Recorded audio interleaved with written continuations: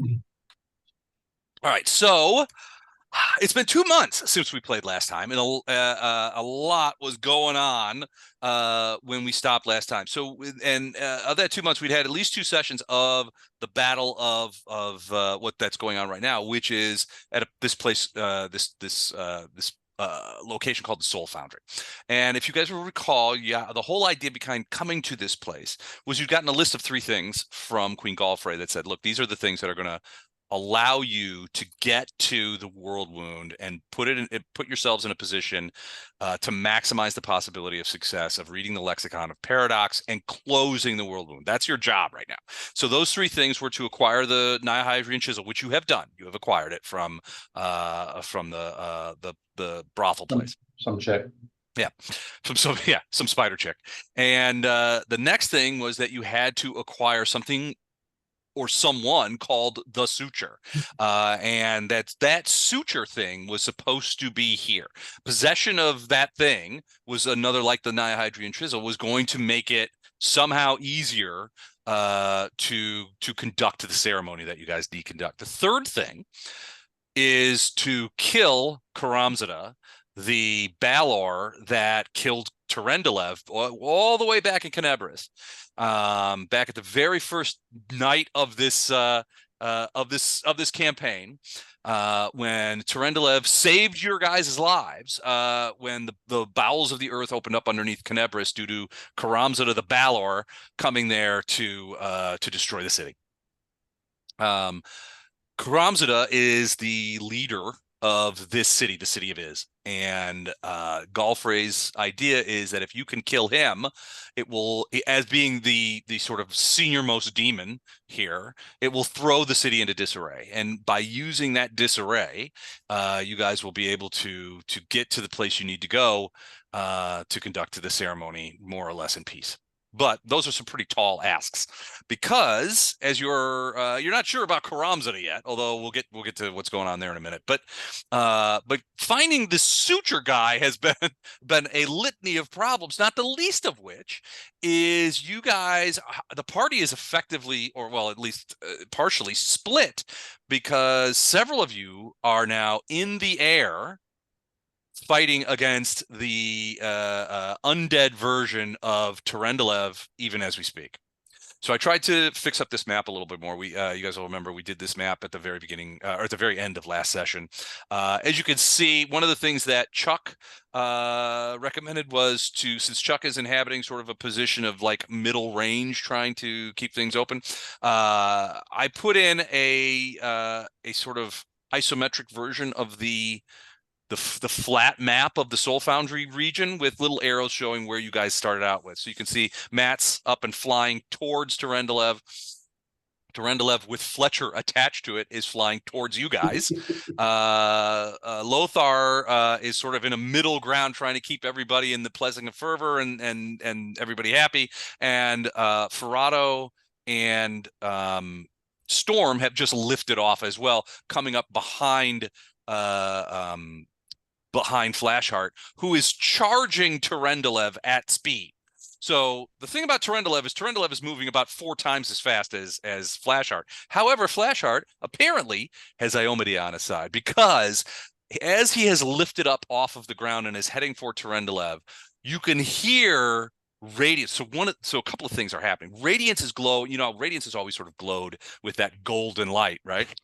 It is lighting up an entire region of the city. That's how bright this light is shining right now. And you guys can easily hear Radiance, who had a somewhat disturbing habit of making sort of encouraging noises to Flashheart, but it wasn't that difficult to ignore, is now singing at the top of its lungs, some sort of Ride of the Valkyries-esque sort of battle thing. As you guys are sort of lifting kill the off, rabbit. You know. Exactly. So a portion of the party, a fairly substantive portion of the party, is lifting off and going after Terendelev, who is zooming down towards you guys. Ostensibly, the plan theoretically was to come invisibly and knock somebody off into the thing. Because if we go back to the Soul Foundry map real quick here. Whoops. I guess we have to actually do it. That's There a we go. cool map. I like the one you made. It's awesome. Thanks. It took me a hot minute to put that together, and twisting that map wasn't easy. So, but we got there. So you could see over in this area was the sort of the Rift Valley, right? Yeah. So it was like a big chasm, and portions of the courtyard upon which well, nobody's really standing in the courtyard right now, but but you historically had been portions of that courtyard are now falling into the chasm, uh, and uh, and you're worried about the safety and tensile strength of the entire courtyard, frankly, because it's a little bit crumbly. As you get so the idea, Terendelev, at least is from what you were at last seems, Terendelev was able to take off, kind of loop around, and was coming at you invisibly to try and knock you guys off into the chasm. But several things happened. One of the things was Bardos was able to see Terendelev doing all this and was able to alert the party to the fact that it was invisible. Second, I think Ilindar gave Storm a quick see invisibility so that Storm could attack. And I think Bardos gave Flashheart see invisibility too, so that Flashheart could attack. And then Lothar flew up, and then I may have the order of operations here mixed up, but Lothar went up and kicked off an invisibility purge. Not even ostensibly to hurt Terendelev, but there was another invisible guy in the Soul Foundry with a wand of enervation who had got Gordon and was preparing to get Gatto, and do that. So in an effort to help those two guys, Lothar inadvertently helped everybody because it made it easier. Well, it basically purges the invisibility, and Terendelev, when he reaches that point, is going to be seen, and everybody's sort of prepared for it now. So that's kind of where we're at.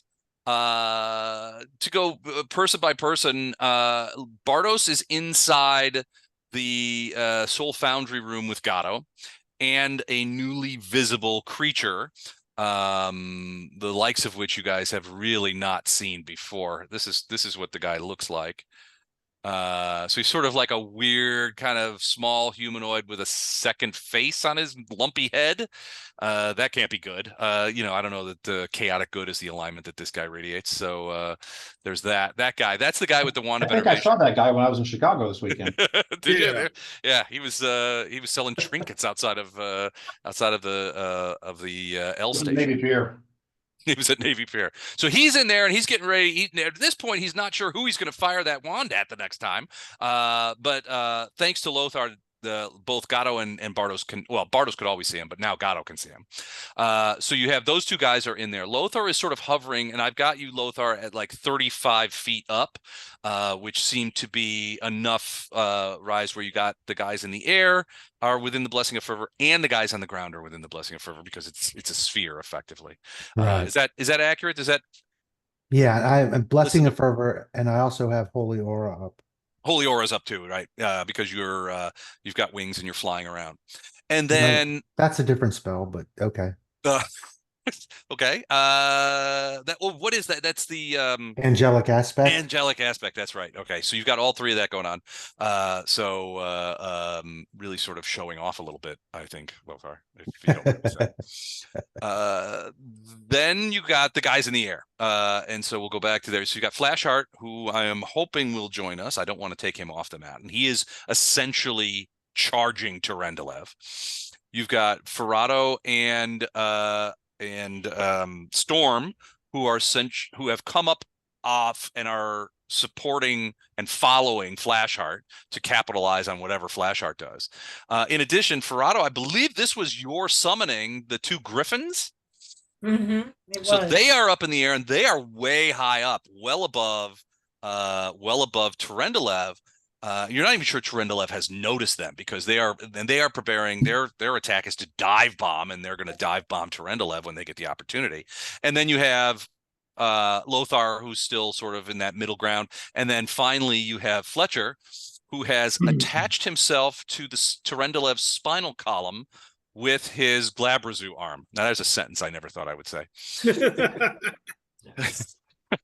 But yeah, so he's essentially attached to Terendelev, in such a manner, and he's behind him too. So he's sort of like on his back, and Terendelev has kind of like tried to wiggle him off and that kind of stuff, and it hasn't worked. The Glabresu hand has a far stronger grip than his normal half-elf hand, and where he might otherwise have been detached, the Glabresu hand is sort of locked in place and it can't be detached. So Terendelev is not super happy about that, but that's where we are.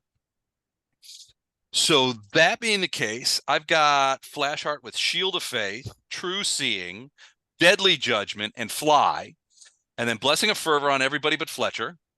And Gatto has a stealth of 31, I believe is the last I have. Is that accurate? Yes. Okay. I rolled poorly. Yep, that's not great. And you were seen by the double face guy. The double face guy. So Yeah. he was pointing your guess So is that once- he probably has true seeing or something like that, but he also beat your stealth too. So once he stops seeing me, though, I am stealthy. Right. Yeah. Well, now you're under direct observation, so stealthing is a bit Once more tricky, he's the only one who directly sees me. Once Right. he stops seeing me, you could re-stealth, yeah. Okay. because I am stealthy to other people. He's seeing Sure. me, but nobody else has. So, yeah. So those of you, I mean, well, everybody can hear this. Lastly, the last sort of thing with the advent of radiance, giving off so much light and making so much noise. There seems to be a susurrus of some sort of noises coming out of the city away from directly where you are. In that, the city, the demons within the city are beginning to cotton to the idea that something is wrong. That something Just now is happening. Well, they were pretty. I mean, they'd only attacked a local brothel up until now, so they hadn't made their presence known. Now your presence is rapidly becoming known. In addition to that, you will remember that Karamzada's tower, which is about a half to 2/3 of a mile away across the rift to the west, has come to life while you've been here. So you're not sure if Terendelev caused that, or somehow it is cottoned onto the fact that Radiance is here, or that there's just there are paladins in the there are monkey boys in the complex.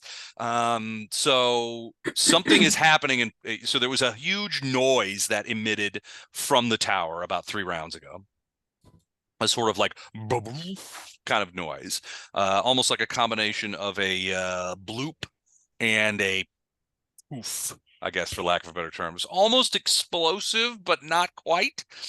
And then since then, moving very fast and heading your way, Ferrado and Storm have both seen there's this black cloud of some sort that is moving towards you from the tower. And it's moving quite quickly. Ilandar's there too. You can see that as well, Illandar. Okay, so Ilandar's inside of Storm. Inside. Yeah. Oh, I forgot about that. I did too. So gross. Okay, but yeah, I didn't know summoners and summoned were that close. But yeah, really. Right now we're really close. This is a PG game, isn't it? Not anymore. It's not. But all right, and so that's kind of where we start. So let me before we jump right back into combat, because we're just starting round 9. Any questions, any comments, anything that needs clarification? I hope this flying map will serve us well. It looks cool, Les. It took me a little while to put it together. So yeah. But yeah, I'm hoping that this will serve us. I did a fair amount of Googling about how to run aerial combats in Roll20, and there's a surprising amount of not very good information. Yeah. So I guess with the internet, I should have expected that. But anyway, sorry. Now that I've done a lot of talking. Questions, comments, concerns. Nothing. So the suture we're supposed to get. Mm-hmm. I've got a note. Get suture soul lead made at foundry. I don't know. What Soul lead is made. Yeah. So the foundry. This soul foundry is the, well, for lack of a better, I was going to say leading, but I'm going to say only manufacturing center for something called soul lead, which is essentially a spirit infused metal that they manufacture here in order to use it in things like evil constructs and stuff like that. And this place is where they manufacture it. Okay. I've got But a this- note that this Oh, go ahead. guy is half dwarven. Does this guy look half dwarven, this creature with the double faces? This guy, no, he doesn't look. I mean, you'd be hard pressed to call him anything but alien. And where exactly is he? I missed that. Where's his location? He's right here. It's hard to see on the shared map, but I'll do it. He is right about here. So Oh. Bardos and Gatto have a pretty good look at him, but that's his location is right there. And he's So the as one far that as- hit me with the negative levels, right? He's the one that Right. hit you with the negative levels. Yeah. So as far as what's going on in the ground, all those creatures have been taken out between. The salamanders and that kind of stuff. Yeah. Yeah, there's one salamander who just last round plunked Bardos with an arrow and critted him, which forced him to lose several points of dex. But yeah, other than that, you don't see any other creatures on the ground. Frankly, the creatures in the air are frightening enough.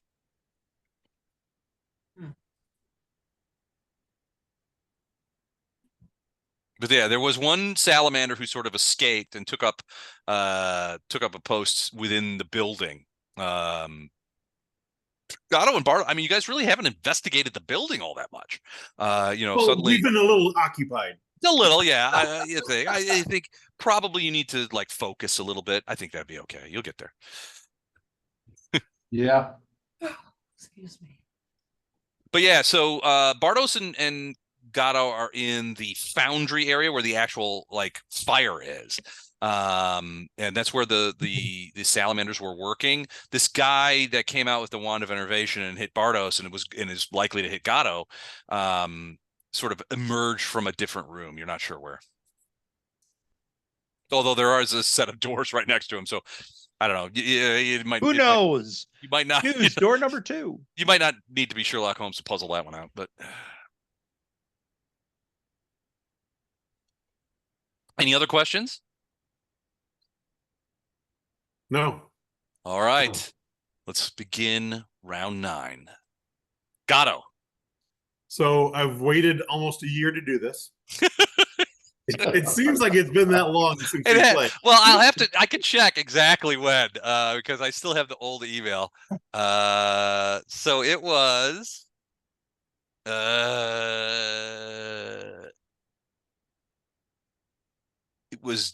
December of last year. So not about half a year. Okay. It was last year. And then the plan was confirmed in March. But go ahead. Let's Don, what's Gatto gonna do? So Gatto ended our last session with a flask in his hand, preparing to do something. I don't like what this guy here did to my buddy Bardos. And I really don't want him to do it to me. So I quaff my potion, drop the bottle. Bardos, you hear me say a few words, an unholy litany, and I reach out and I grab like this. All right. So a couple of things are gonna happen. Is there a bird that you grab? No, not a bird. No. So It flies out of a door. Bardos, the first Something might thing fly out of something. Bardos, the first thing you see after it's almost like things start in slow motion. That potion hits the ground, ting, ting, ting, and rolls off to the side.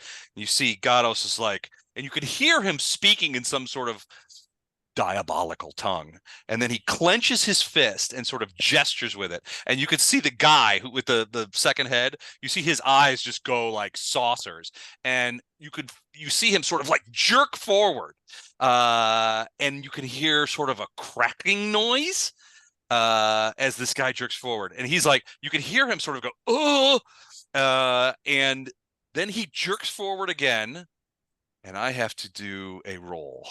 Yeah. Big bees. It's got to be big bees. No, it's much worse than that, I'm sure. If Gato's involved, I'm sure it's worse than that. Natural 20. Holy cow. Oh. All right. Ooh. Okay. He's So still staggered. yeah, he is. Let me see. Okay. See, Gato, evil never prospers. You like shout that from the heavens as you fly above watching. All right. So there's another cracking noise. As you can, and Bartos, you can physically see this creature's sort of like chest, for lack of a better term, bulges outward almost an insane amount. And you can hear what it's got to be ribs cracking underneath. He lets out like a scream of an unearthly scream of ah, and eyes. Blood begins pouring from his mouth and nose, and the wand drops out of his hand, as does his weapon, the sword that he had in his hand, and he staggers backwards to lean up against the wall. It's like he's holding on to it to keep from falling. I need you. So even he is staggered condition for 1 minute. So staggered is single move action or standard action, but not both. Free, swift, and immediate actions. So he's basically reduced to 1 action per round. He also takes immediately 1d4 con damage and 1d4 con bleed. So go ahead and roll those. Remind me to never in fun, take a level away from Bardo. Ah, damn it. All right. Damn it. 2 all right. con damage, Oh. 1 con bleed. All right. The con damage is going to hold on. I got to check his all right, the con damage Everything is going your way right now. everything is going my way. All right, the con damage does this much. I still have a move action. You do. So let me check his con real quick. Oh, this may change things. Hold a second. So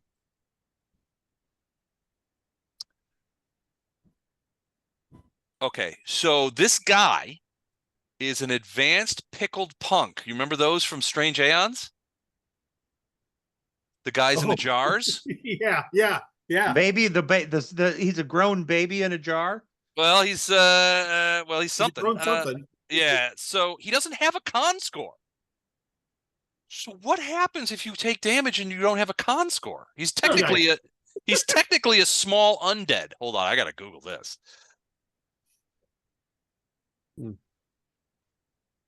Les, you've had since December of last year. I didn't realize it.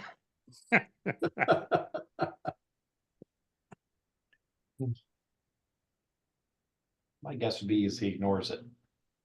Well, yeah, that's why he's the okayest DM. If he's undead, he doesn't need a heart. Yeah. Yeah. Well, this is an odd kind of undead. It's an odd living undead kind of thing. This is an odd game. Well, it's not. Yeah, it's not tech. He's sort of like in between undead. Right.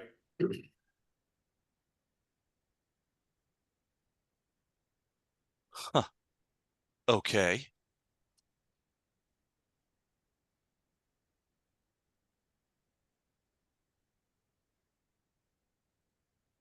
Vampires are undead, but they have a heart. If you stink it, they. Yeah. I'm trying to think of what would happen here. We'll just leave him staggered for right now. Well, he's staggered and he's got, all right, hold on. So we're going to change it.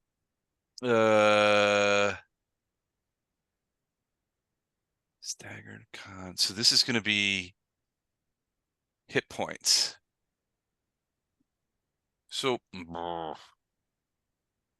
So I need you, all right, so the con damage, so 2 con damage. I need you to roll 2d8 and then 1d8. 2d8 and then 8. 1d8. So this is how we're going to, yeah. 7. All right. Okay. 6. 6. Okay. All right. This may take a while, but hold on. You know, this is the guy that killed the salamanders with a little bitty bleed, right? Yeah, I know. All right, so he staggers backwards. So he is staggered for a full minute. For a minute. Yep. All right, so we're gonna go ahead and pop that in there. Hey, Les, I think I held last time, so I'm gonna move as soon as that happens. Okay. So you're gonna take your turn right Yep. up immediately after Gatto? Okay. So he is staggered. So I mean, Bartos, you heard the crunching. This guy, it's a testimony to the guy's armor, I think, that his heart did not go flying out of his body. But it did crunch up a bunch of stuff inside him. You could see he's lost a fair amount of hit points. He's bleeding profusely from his mouth and nose, this sort of like vinegary, kind of very thin fluid. Yeah, it doesn't look like blood even. It's kind of like it's reddish or orangish, but it's very thin, and it is just pouring out of his nose and mouth. And he dropped both the wand and the sword he had in his hand, and he's got one hand sort of clutching at his thing, and the other hand against the wall, sort of holding himself up as he does that. All right, Bartos, you are going to go next. Wait. My move action. Oh, you're doing a move. Okay, right. I am going to move to here. Okay. Like, I'm hoping to be like straddling the wand and sword. Yeah. I'm gonna take care of that, Don. So that Bartos can come and get it. Yeah. And during my move action, I draw my grandfather's blade. All right. Ladies. Milady's blade. Are you calling it now? Yes, that's what it's called. Ladies. All right. All right. That's Gatto. Bartos, what do you do after seeing this this fell magic that has come from the hands of a caravan guard? Oh, I knew that. I know that potion. Didn't you have it? Yeah, I did. Yeah, that's the I'm one not we gonna told him talk to get rid about of. that. You were holding it for me. Yeah. Anyway, I'm gonna cast telekinesis and get that wand and the sword away from him. So I'm gonna draw it to my hand. All right. The wand will fly right to your hand. Well, telekinesis can lift a sword? It can drag 5 pounds. 25 Oh, yeah. pounds.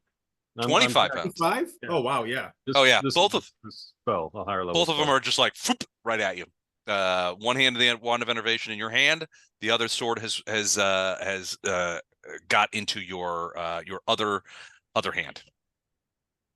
Your Oh, other it's hand. 25 pounds per caster level, actually. So Ooh, 300. jeez. You can throw elephants around, can't you? Well, it's max 375, so no. But Gotcha. All right. Oh well, yeah. You get both of those. So the sword, give me a quick knowledge arcana.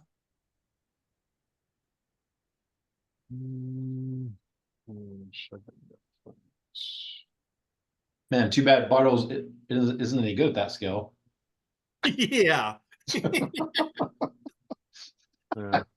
45 enough? 45. 45? Yeah, I think that'll do. So the sword that you have taken is what's commonly referred to as a sword of subtlety. It is a +1 short sword with a thin, dull gray blade, but it provides a +4 bonus to the wielder's attack and damage rolls when you make a sneak attack.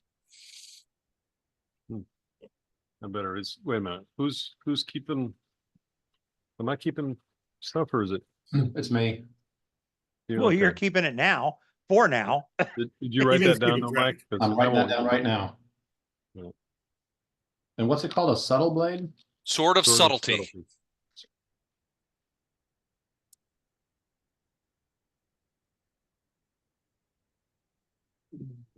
And then All the right. wand of innervation. And a wand of enervation, yeah. Oh, the wand of enervation has 7 charges on it. Okay. Wow. What's the innovation? It is drain. It's energy drain. You point a finger and fire a black ray of negative energy that steals life force. It's It is promising. a mean mother. Yeah, you lose D4 temporary neg levels, and it stacks. So if you get hit twice, it's another D4. Wow. That's what happened to Bartos last time. Yep. But it will also give undead temporary hit points. Oh, good. Case. Yeah, just in case. All right, Bartos, is that you didn't move, so I guess you cast a spell. You still have a move action if you want to use it. I kind of figured using that spell would be the move action. Because I have to Yeah, wait. casting it and then using it to pull stuff back. Yeah, because it's the wand and the sword had to move like 30 feet to get to me. Oh, it's a so- good point. Okay. He's good where he's at anyway. All right, sounds good. All right, it is the alien's turn. So weaponless and facing Gato and his enervation gone, he is going to Parlay. no, well, that's not really a thing that he does. I'm gonna guess run. He's gonna run. Yeah, so Before he he is gets going. too far, Yeah. I have lunge feet, which extends my range 5 feet. Okay. Which means he's And despite if he's using, gonna- he's going to get an attack of opportunity. You will get the attack of Yep. opportunity. He's going to go to this door and begin and open it. Let me go ahead and open it, man. But he's not gonna. That's going to take up both of his. He only gets one thing, so he can't. Beyond that, he's not. Or the door's open, so he's gonna run. Is it open? Yeah, I guess it is open. He's gonna run that way. He's actually gonna go in there. Oh Jesus shit. So he's gonna run Don't be the in first there. one. 38 is a hit, causing 11 damage. Is he demonic? I would have to say yes, he is. So that's an extra 6. Okay, so 17 points. There we go. As he flies in, he runs in there, just sort of running away. You hear a strange sound. You hear a bunch of squawking, like the sound of crows, but also the sound of chains rattling, and I don't know, the sound of something hitting metal, like almost kind of like the sound of, like if you were to take this is the sound I'm going to describe to you. If you were to take a piece of bone and rattle it across the bars of a cell, that's the kind of noise you're hearing. Okay. Along with crow squawking and chain, like the sound of chains wriggling. Okay. Okay, there's either a death metal concert in there or something you don't want to face, one of the two. Yeah. Yes. Well, it depends. I mean, but that's the noise you hear. Okay, that's him. He's still staggered because it just happened. Lothar, what are you doing? Do we need to go to do we stay on this page or do we go Well- to the other? Initially, Staggered, because Staggered didn't step down one yet. I'm sorry? Staggered should have dropped. Oh, No, it this is should the drop to 9 it next happened time. this It should round. drop to 9 next time. Yeah. It'll drop Right, to 9 right. next time. Yeah. I'm gonna call Astrid back to me, Okay. and then at that point, I can't see the dragon yet, so he's not within the invisibility purge. But I can Not yet. I can see where the people who I know can see him are looking. So how far do I gauge he is away? Isn't Fletcher on top of him? Yeah. Yep. You But should go wouldn't- see Fletcher. Oh, Fletcher wouldn't go invisible? No, he's not baggage. Not unless Okay. he's a Well, possession of I the mean, he's dragon. got baggage, but he's not technically. Yeah. More like a tick. Yeah. Fletcher, you can fly, right? You Tick. can fly on your I own. can fly, yes. Okay, so I can see Fletcher. Yep. And I know he's on top of the dragon. So how far out are they now? Oh, maybe. I mean, they're coming in fast, very Yeah. fast. Right. So from you, 180 feet, 175 feet. Okay. But he's going to cross that distance. He's going to slam into you guys. Terendelev flies at 250 is his speed. Yeah. So just so you guys know, the black number here is your height. The blue number is your speed, flight speed. Les, I just sent you a question, Mm-hmm. chat on the, Oh, okay. Yes, it is. There are several.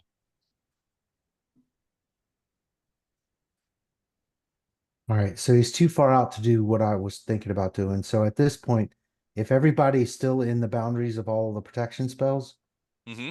I'm just gonna hold my action and wait for him to get closer. You're gonna hold. Okay. And the white that you have here on this topographical map is the invisibility purge, right? I think so. Yeah, on the. Yeah, I can't see it on you though. I Hold on. can't see anything off of you on the big map. Oh, I'm looking on the. Yes, it is. I'm looking at the zoom map. But yeah, so white is the invisibility purge. Okay. So can I hold an action and try to do something once he breaches that purge? Absolutely. Then I'll do that because I have a spell that's 105 feet at max. Okay. So by the time he gets inside the purge, if he's 170 away now, he should be fairly close to 105. Oh he's about 100. So he's moving at speed, right? So he's going to slam into you guys. Your guess is, and this is probably would be Lothar telling you, or not Lothar, but Flashheart, who has some military like experience. Lothar, I don't know that you would have military style experience from a No. tactical standpoint. What your guess is that he is going to come and do a flyby attack. Now you Right. know that due to a critical from Fletcher earlier last time, that He can't breathe. he can't breathe. He can still do spells and stuff like that, but he can't do his breath weapons Right. because it's been separated. So the magic is holding his skull and his neck together, but not in the sense that I mean, it's been severed. So he can still do spells.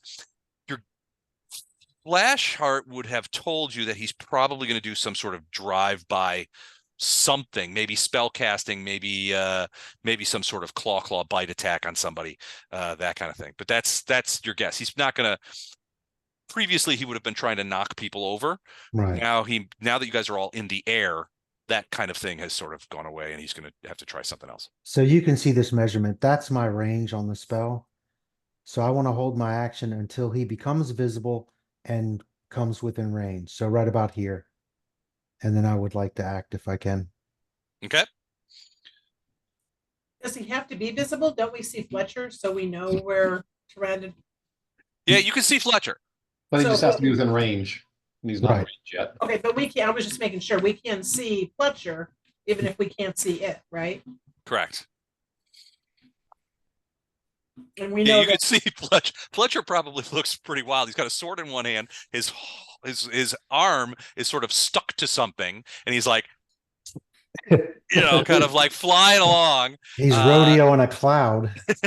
Exactly. It's just like, I mean, somebody made mention last time of, and I think it was you, Dan, that you were sort of like doing what's the movie, the nuclear war movie where he's riding the missile. Doctor Strangelove. Dr. Strangelove. So yeah, he's doing the Dr. Strangelove ride the missile kind of thing right now. Only the missile's invisible, but you could see he's moving inhumanly fast.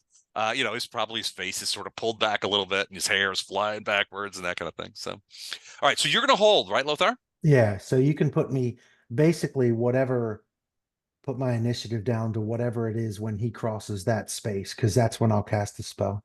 So essentially, it would be like to about here. It's hard to see.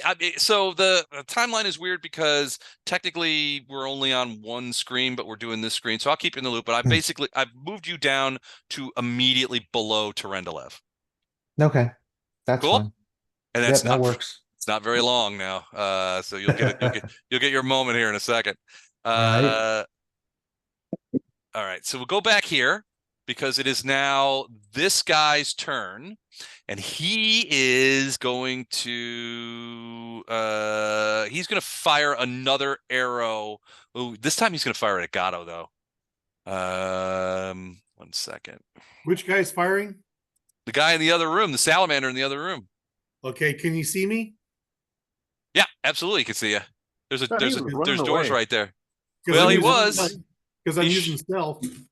Oh, maybe he can't see you. Hold on a second. That's why I stressed only the one guy could see me at that time. Let me see. Let's see what his perception is. It's pretty good.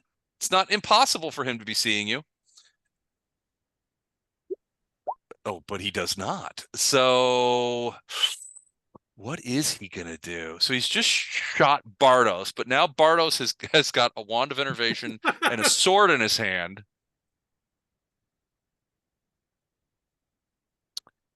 Yeah, he's good. He's going to. So he's gonna do well. What is he gonna do? Yeah, he's not going anywhere near there. He's gonna run down these stairs. 1, 2, 3, 4, 5, 6, and boop down these stairs into here. And he's going to do that. All right. So he's going to do that. All right. Terendelev's turn. So let's go back over to Terendelev's map. All right. A lot of interesting things are going to happen this round. So I have a feeling that this particular turn is going to take a hot minute. So first things first, as a swift action, Terendelev is going to cast, since he can't dislodge you, he is going to try and remove you in a different way. And that way is Maze of Madness and Suffering. You're already, and it's close range, but you're very close. I need a will save from you, because I know that your will saves are not great. Is this considered an enchantment spell or effect? It is not. It is a conjuration, but it is mind affecting, if that matters. No, it just says I get a bonus for enchantment for being an elf. No, it's not an enchantment. Okay. So the DC on this, and this is a will save, is 31. Wow, that's going to be Damn. rough. Wow. I mean, it's possible, but it's going to be rough. Okay. Show you how to. You want me to? Ooh, natural 2. All right. So Didn't matter. It wasn't going to be close. so right. So this is all happening in like seconds. So all of you three sort of well, I guess Ilindar being inside Storm, we still need to talk about that, by the way. Yeah, really.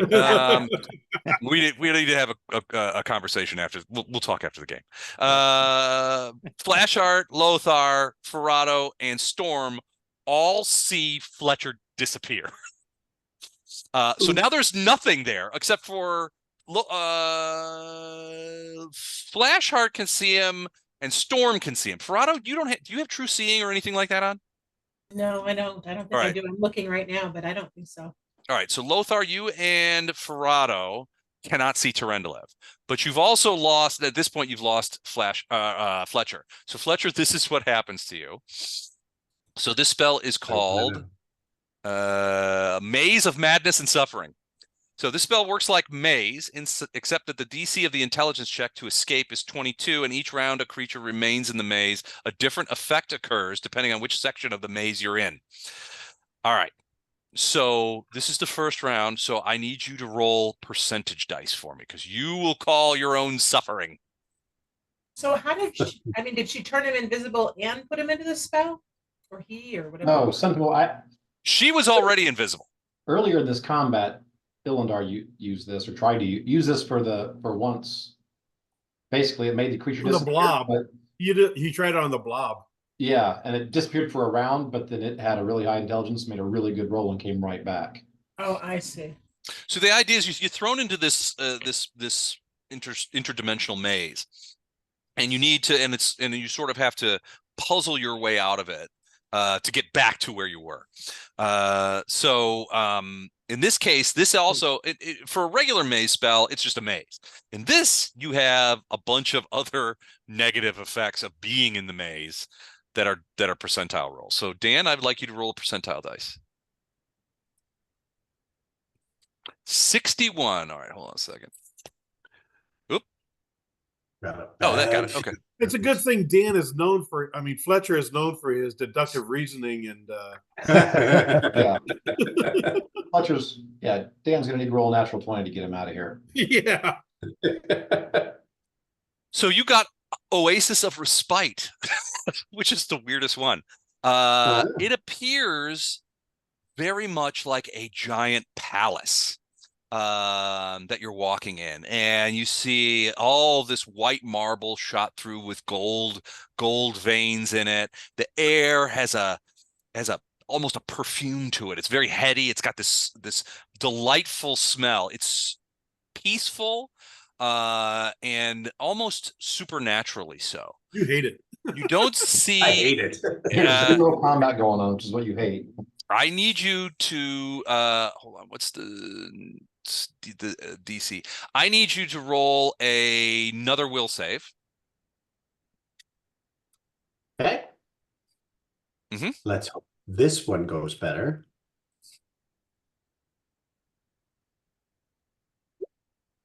It did go Good. better. So you are, hold on. So the thing is, creature must succeed at a will save or become fascinated for 1 round. You are not fascinated. But you are curious as to where you are and can't seem to find your way out. So you'll get an opportunity next round to do an intelligence check to try and find your way out of the maze. All right. Okay. So that's first thing. The second thing that happens is Terendelev passes through the invisibility purge and Okay. becomes visible. So suddenly everybody up in the air and on the ground, if you're in a position to see it, sees this enormous undead dragon bearing down. And it looks like he's bearing down primarily on Flashheart, who's not here. So we'll be able to kill him. Right. So we're looking forward to that. Now he's passed through the invisibility purge. Lothar, you were on hold. Yeah, You have an opportunity. Good. Casting Chains of Light. Chains of Light. That sounds like one of those spells that you pull out of your keister that do tons of problems. Used this one before. That's the one I paralyzed the former Herald with. Oh, that's right. Chains of Light. Target is held immobile by golden chains of pure light, paralyzed and held in place.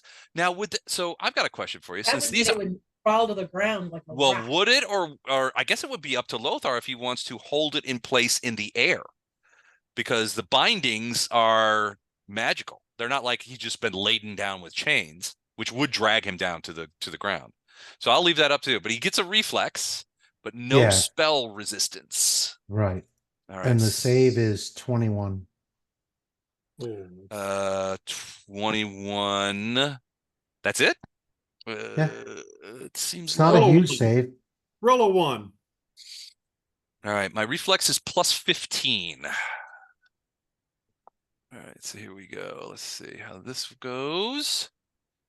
Oh, He was close enough. natural 2, another natural 2. So, all right.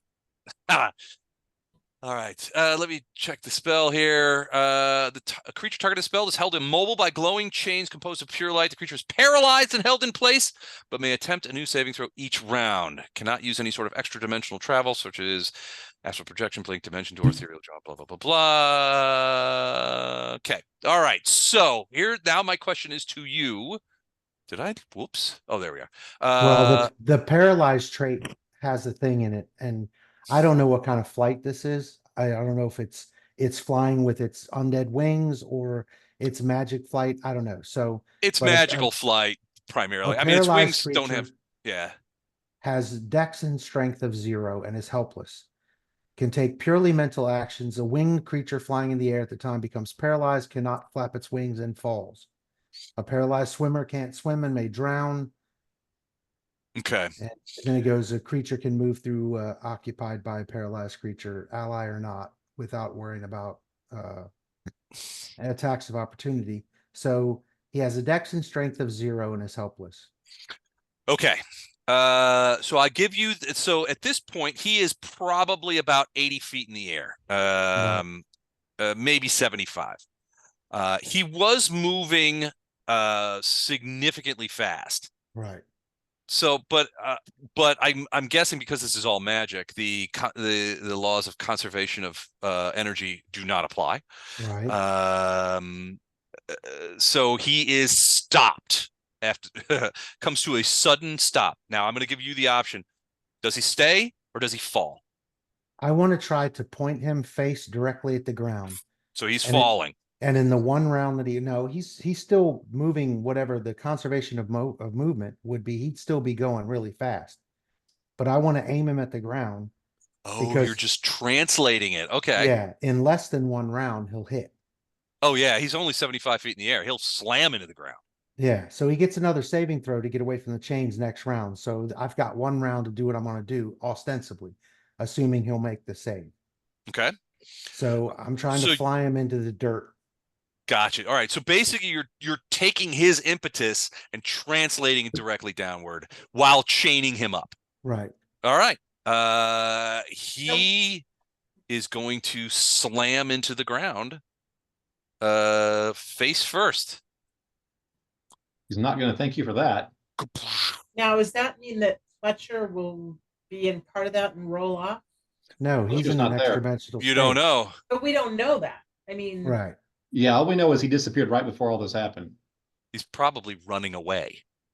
Because that's Acceptable loss. a cool Fletcher thing to do. Acceptable losses. Yeah. Fletcher's like, No, I'm sure Fletcher will be fine. He's All a right. badass. so he hits the ground. Those of you who are inside the building, so he would hit off to the side. So he's away from the building. But sort of now he's on the ground. He hits like a plane crash, essentially. Yeah. He's enormous. So there's this huge crashing sound. Those of you guys who are in the building, you can feel the building sort of like shaking. And due to this, another big piece of the thing falls away. So it's this portion. Hold on. Sorry, that was my benefit for my benefit. Me saying, hold on. I was talking to myself. So You're allowed. everything. Oh, there's a new portion, right? So the green is there, the other part's gone. Up to the green is there now. Right. Oop, Right. Nope, that's wrong. Hold on a second. Yeah, up to the green is gone now. Oh, come on now. No, you can't make me. You got one more squiggly green line to make. Yeah, I'm trying. I gotta. You know how it is. Sometimes you have to get real close before it like recognizes it. Come on, Les, you can do it. I can do it. You can do it all night long. Oh no, not anymore. So everything left of the green squiggly line is collapsed. He means beg. You can do it all alone. Now I need a sandwich and a 2-hour nap. Okay, so can you guys see the green line? You can. All right. Yes. So everything to the left of that green line has collapsed into the chasm with a huge crash, and you can hear the rocks kind of down into the chasm. Those of you inside the building, I mean, dust is coming out of the walls. The building is shaking. You're like, I'm not entirely sure what happened just now, but it sounds bad. And you can hear sort of like almost a Godzillian sort of scream, but it's not. It's almost a hiss because Terendelev is unable to exercise voice, but it's clearly audible for in the entire region. And actually, Chuck, he might not make this save next time because if that spell specifically said his dex is 0, right, it reduces. That's a -5 dex, and I'm sure Right. he had a fairly positive dex before, so you might have taken 6, 7, 8, 10 points away from his reflex save. Yeah, possibly. I just don't assume that they're going to fail the Right. save twice. Right. It's just easier. So that's why I figured he's doing like 300 miles an hour. Mm-hmm. And at 80 feet above, and so I pointed his face into the ground. And it worked. He crashed and burned. So he is on the ground, and Fletcher is MIA. You can figure out the damage for all of that from something made out of bone.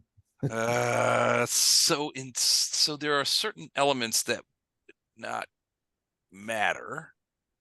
Because I'm thinking like, what was it? Porky Pig? It was Looney Tunes of some kind. The thing hits the ground, the bones all disconnect and end up in a nice, neat pile.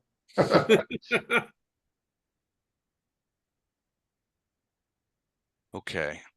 So he would take 8d6 essentially falling damage. So go ahead and roll that.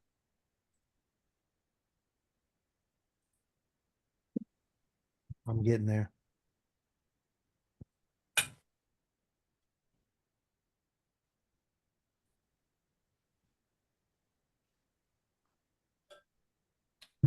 Okay. He does not seem much the worse for wear from the fall, although incredibly angry. And I want you to roll a quick knowledge religion.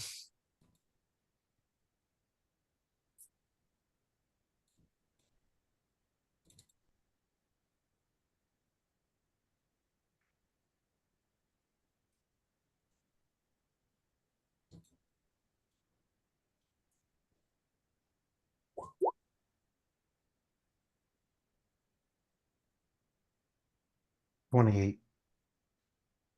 Okay. Hey, Les, does falling damage take into account velocity? No, that's just 80 feet of falling damage. That wasn't 80 feet of falling damage doing 200 miles an hour. Yeah, right.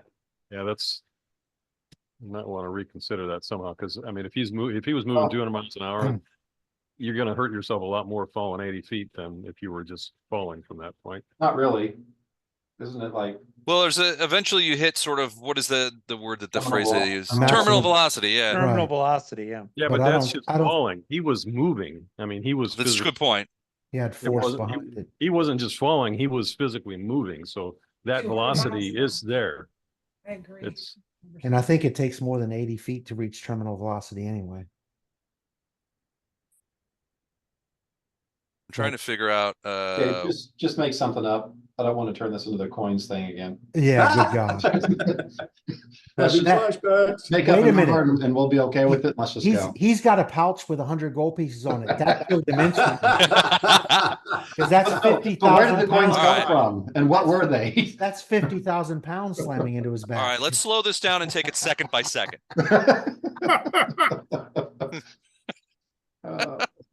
you got a physics I- book from college, don't you? Let's use that. I got a what now? A physics book from college? Yeah. It's what do they? You could get it cheap. It's never used and only dropped once. Yeah. All right, so let me, Lothar. I am going to that 28 is your knowledge religion, yes. Yes. So I'm going to send you a quick message. Okay. So I'm,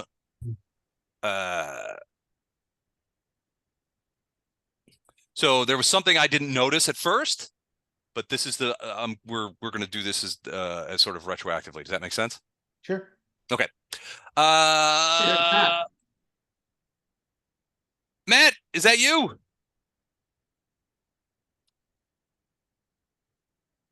You're muted. You're on mute, Matt.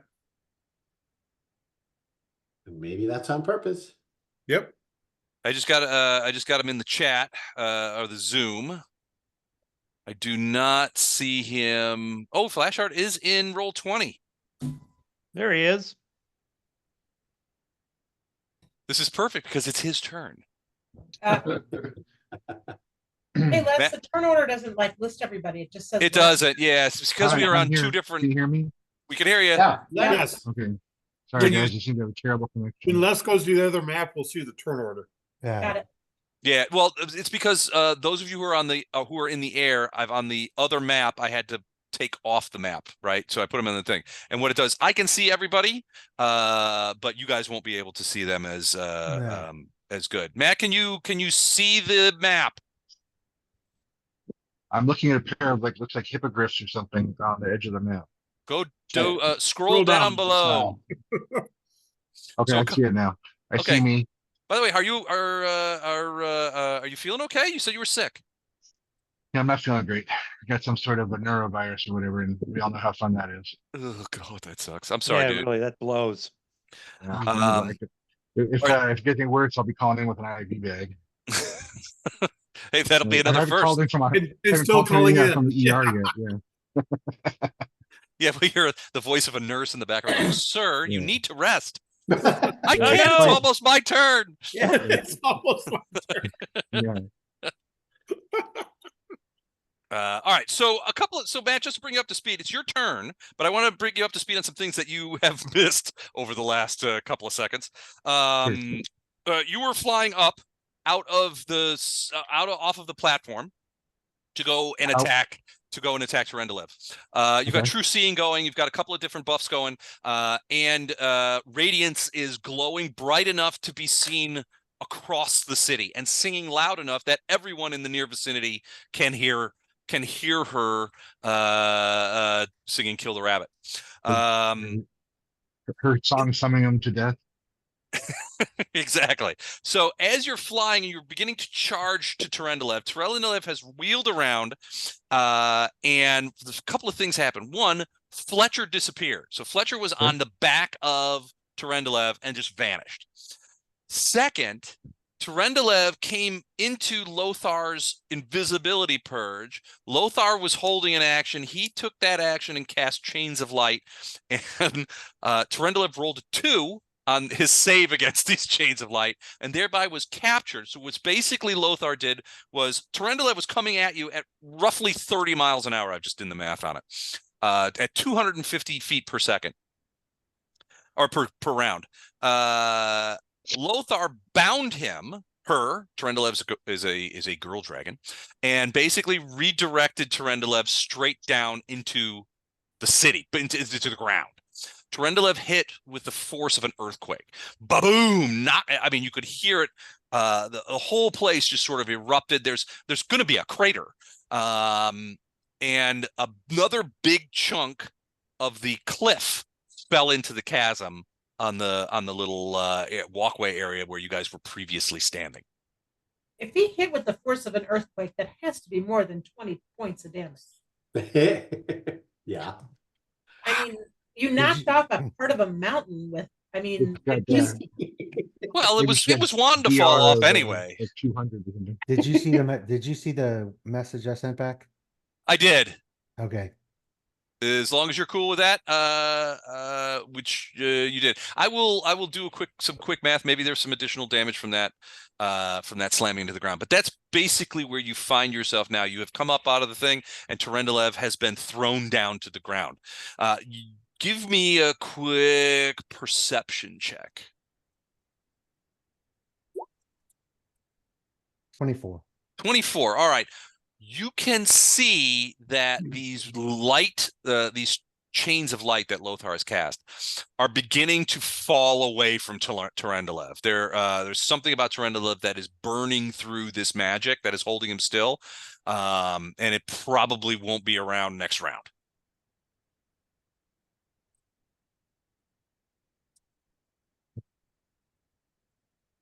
So there you go, Flashheart. If you want to go in and charge with your Spear and Magic helmet,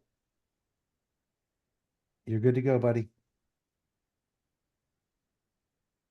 Just a complete. So yeah, kill the rabbit, kill the rabbit. All right, so am I in charge range, West? I think it's hard to tell from that distance because of us air versus Charge ground. range, I would say maybe. It's 120, right? Yeah. Is your charge range that far? Well, you probably. Oh yeah. I mean, Yeah, you're you're flying. All right, so Yeah. you're 100 feet, 60. 100. Yeah. So yeah, The you paladin do leaves the sky traveling 600 miles an hour. All right, let's do this second by second. No, At the same time, a dragon leaves Chicago. Yeah, Oh, fuck, not those questions. the worst. Yes, you can charge to him. Okay, so I'm intending to kill the rabbit thus. So I must vanquish you again. Okay. So if you remember from last time, you're still smiting. Matter of fact, all of us who got that first attack on him, that first round or whatever, all of us are still smiting. You get a +2 from the charge. And technically he's prone, so you'd get a +4 for that. Oh, and his dex is 0 as opposed to whatever it normally is. So his AC is going to be lower so much. No, it's not. His dex isn't 0. So it has burned off already? Well, effectively, that's up to Les. It never worked. That's up to Les to explain. He's not immune to being held or redirected, but he is immune to being paralyzed. Mm-hmm. Paralyzation is what gives him the strength and dex of 0. Okay. Is Is he undefended like in a coup de grace situation? If he's laying on the ground. She. I don't think you can coup de grace. He's not- Yeah, you can't. he's not He's an helpless. undead, so and he's not helpless, so you can't coup de grace, and you can't coup de grace undead anyway. So, Okay.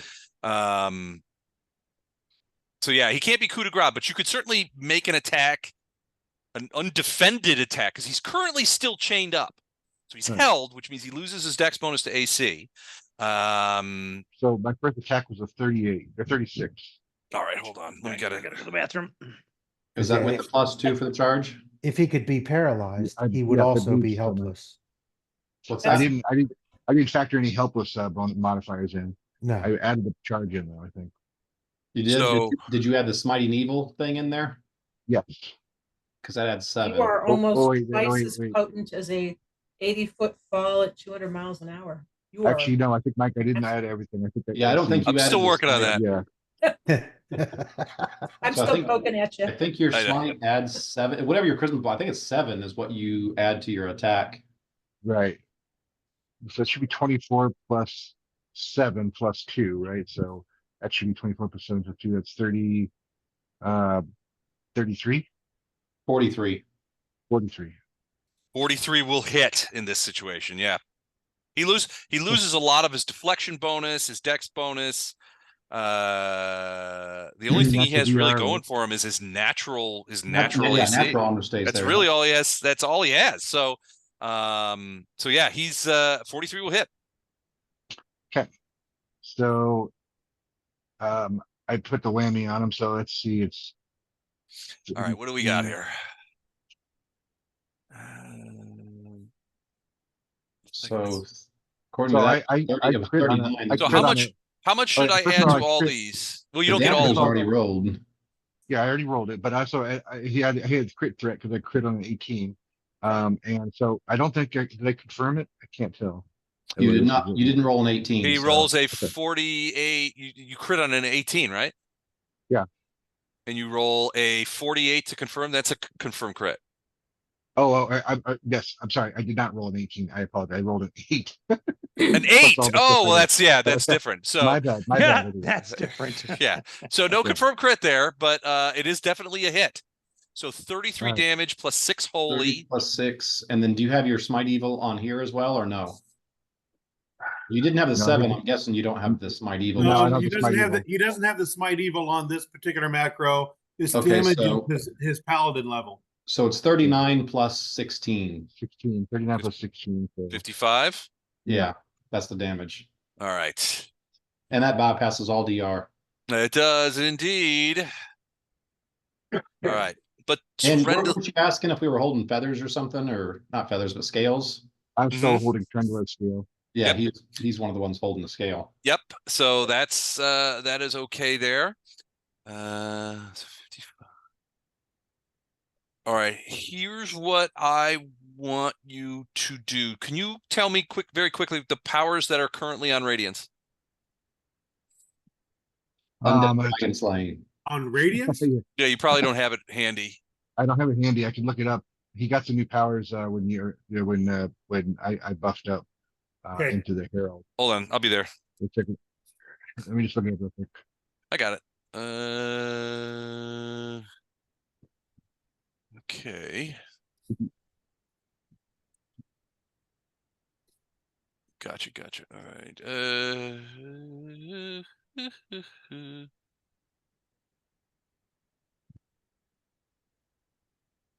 I don't think you're doing enough damage here. Hold on a second. Okay.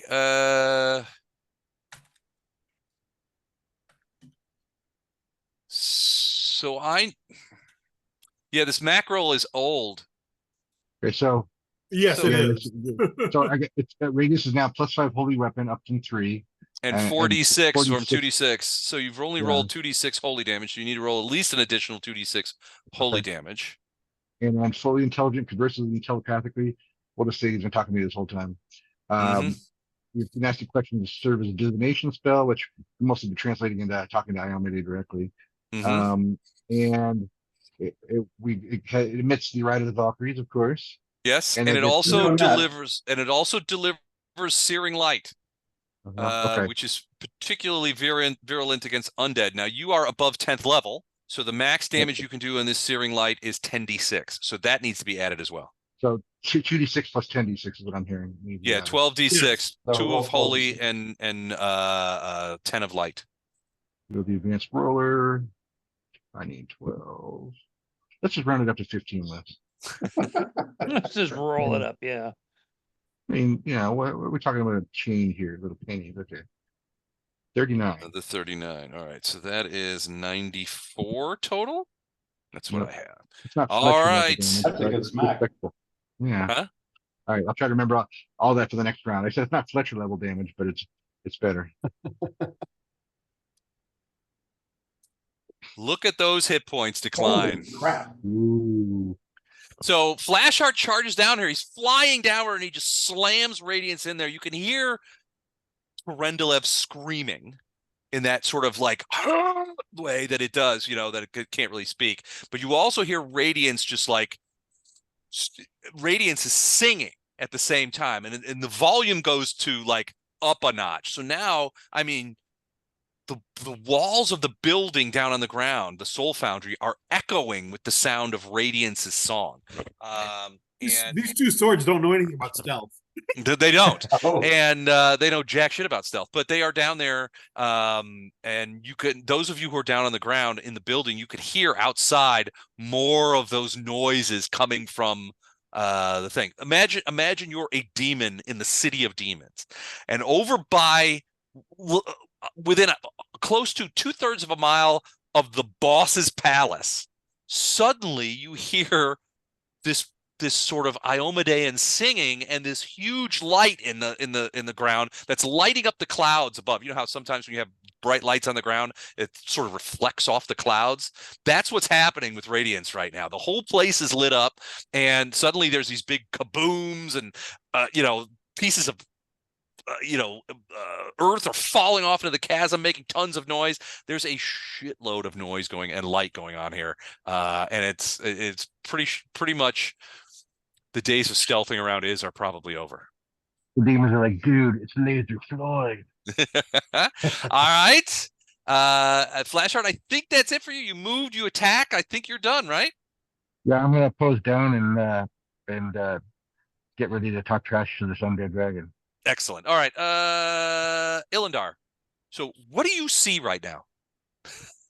Is it like a little? I see out of Is it like Storm's eyes. a little sort of like? Yeah. Like I said, I see out of Storm's eyes right now. Okay.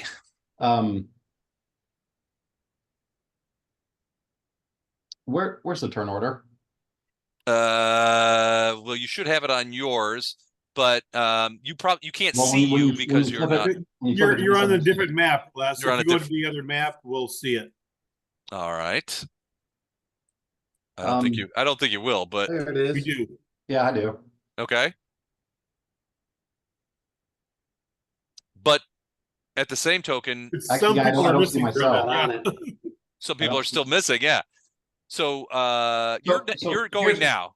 Here's what I wanted to see. Ferrado does. Let me And do this this. is for Jennifer. Does Ferrado have a preference on rather shooting from point blank or shooting from way back here? I have no preference. As long as I'm within 110 feet, I'm good. How about within like 10 feet? I mean, I'm not an actual archer, so I don't know if that would really slow me down, but it doesn't seem to have an effect. I have to just be outside of 10 feet. I just emailed everybody the current turn order. Okay. Because the storm says I'm going to charge, and you've seen what she This does is with what that. you need, Les. What's that? Oh yeah. Little tower. Yeah. So you want me to jump off? What do you want me to No. do? Do you want to shoot now, or do you want to shoot basically when Shoot now. storm Shoot gets to the now! end- Shoot now.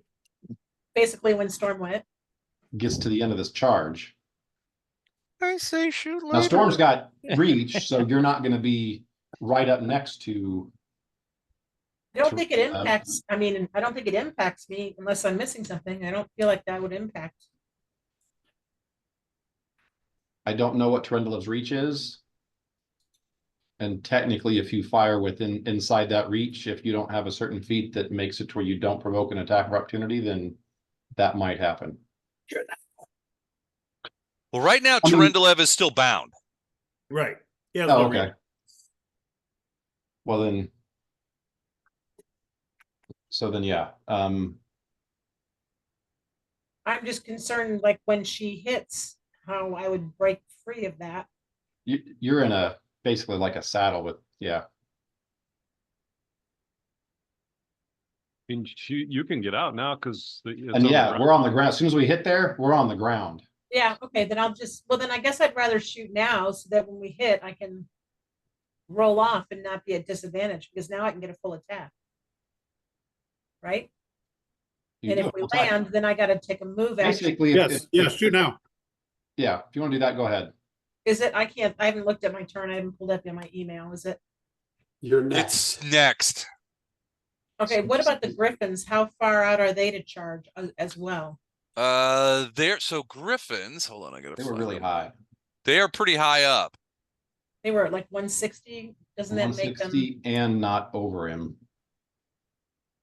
So yeah, their speed is good. They have their fly speed is 80, I believe. But yeah, now they've gotten farther away. But they can, I mean, basically they'll fold their wings and just dive bomb. So Storm's going to there. I'm allowing you to shoot. I mean, technically, this all happening kind of run together. Chances are you're probably shooting as Storm is like flying towards. But yeah, shoot from wherever you want. If you want to shoot before. So if you're going to do that, I'm going to stop and let you shoot, and then Storm's going to pounce. Okay, well then I'll shoot now. And were you one of the ones that had attacked Terendelev with the smite or not? I cannot do that. When No, he way burst, back. he gave it to everyone. When Within 10 anyone was within 10 feet of him when he It was everyone but Gatto. was it everyone? It was everyone but Gatto. But you have to Okay. attack. You had to have attacked them. You had to attack that first round, which I think all of us that You all did something towards him, whether you hit or right. not. I completely forgot about that. So So the does that Griff- mean that smite's now in effect? Is that what Yes, you're saying? because smite's in effect until either you die or the target dies. And Right. how does that So- affect, does it affect my to hit or does it affect damage? Add Both. 70 to hit and It's plus 16 damage. It's plus his charisma plus 7 to bonus hit. or to hit. So just do all your normal attacks and we'll just add 7 to each one of them. That's pretty incredible. Yes, Fight plus- Evil is awesome. Okay, That's why he only gets a couple uses of it a day. okay, so then here's first, second, God, rolling like crap. Yeah, those are really sucky numbers. And Well, don't forget to add 7 to each one. I have been, Oh, okay, so those are my rolls then to hit. Okay. All 4 hit. But now it's your normal damage plus 16. wait a second. Terendelev is prone. So that is Oh. -4 from an archer from Yes. ranged weapons. So Yes. it's still 33, still hits. Shit. Right? All right, then I'm gonna take. my Thought I roll- had you there. I was like, oh wait. Yep, that's a good catch, Les. I forgot about that. I thought I was about to pull a rabbit out of my ass. A normal damage plus 16 is what you're saying. Yep. Yeah. Okay, prepare for 4 earthquakes.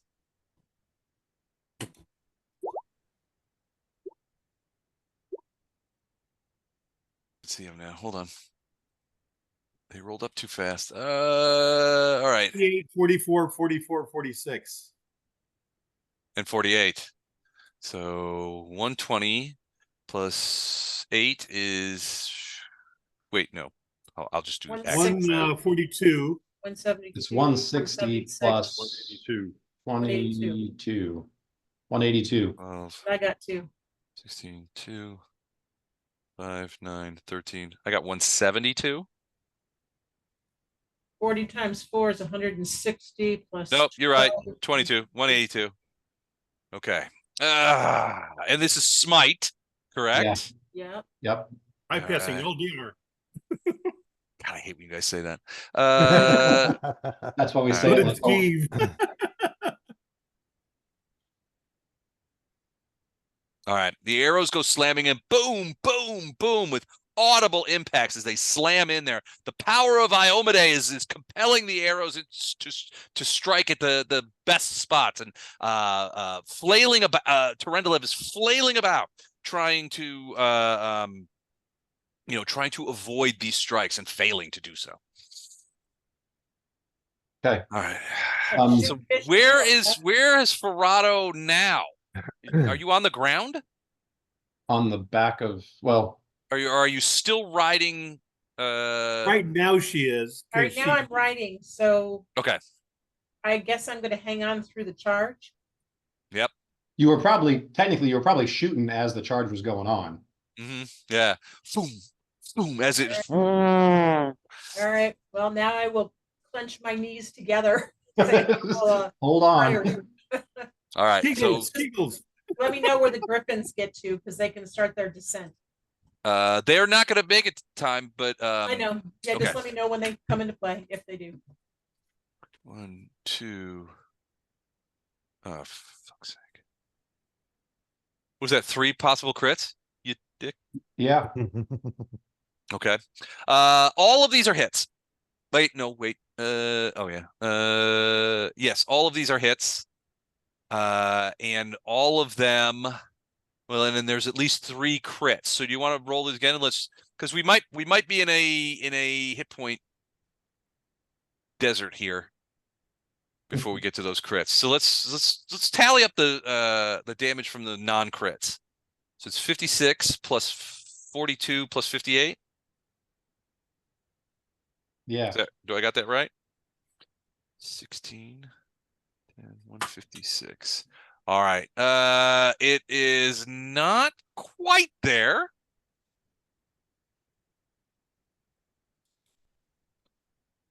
But it's close. Wait. Ooh, I did it to the wrong person. Never mind.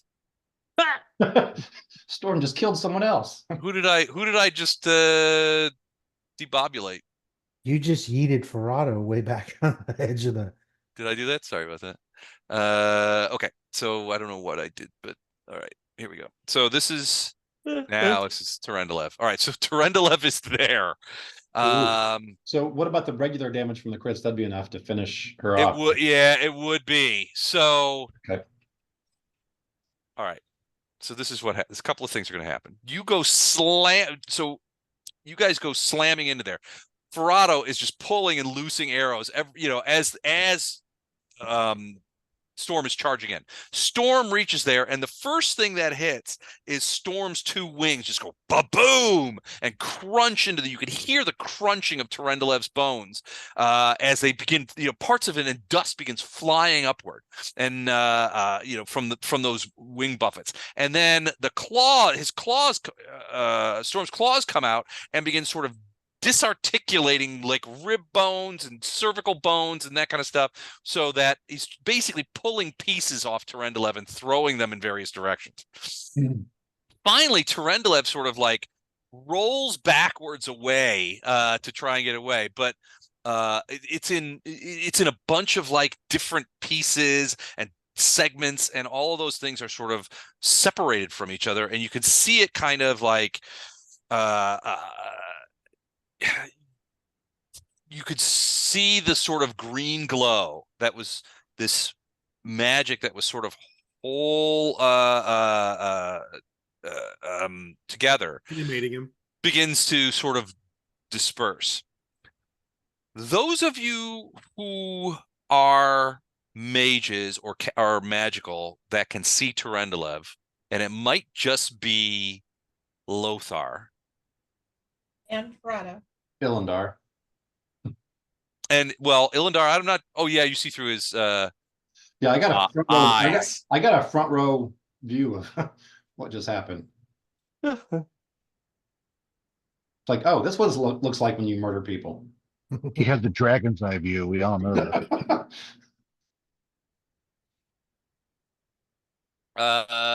We all know We're what's all going on waiting. here, Elendar. Don't try and soft pedal it.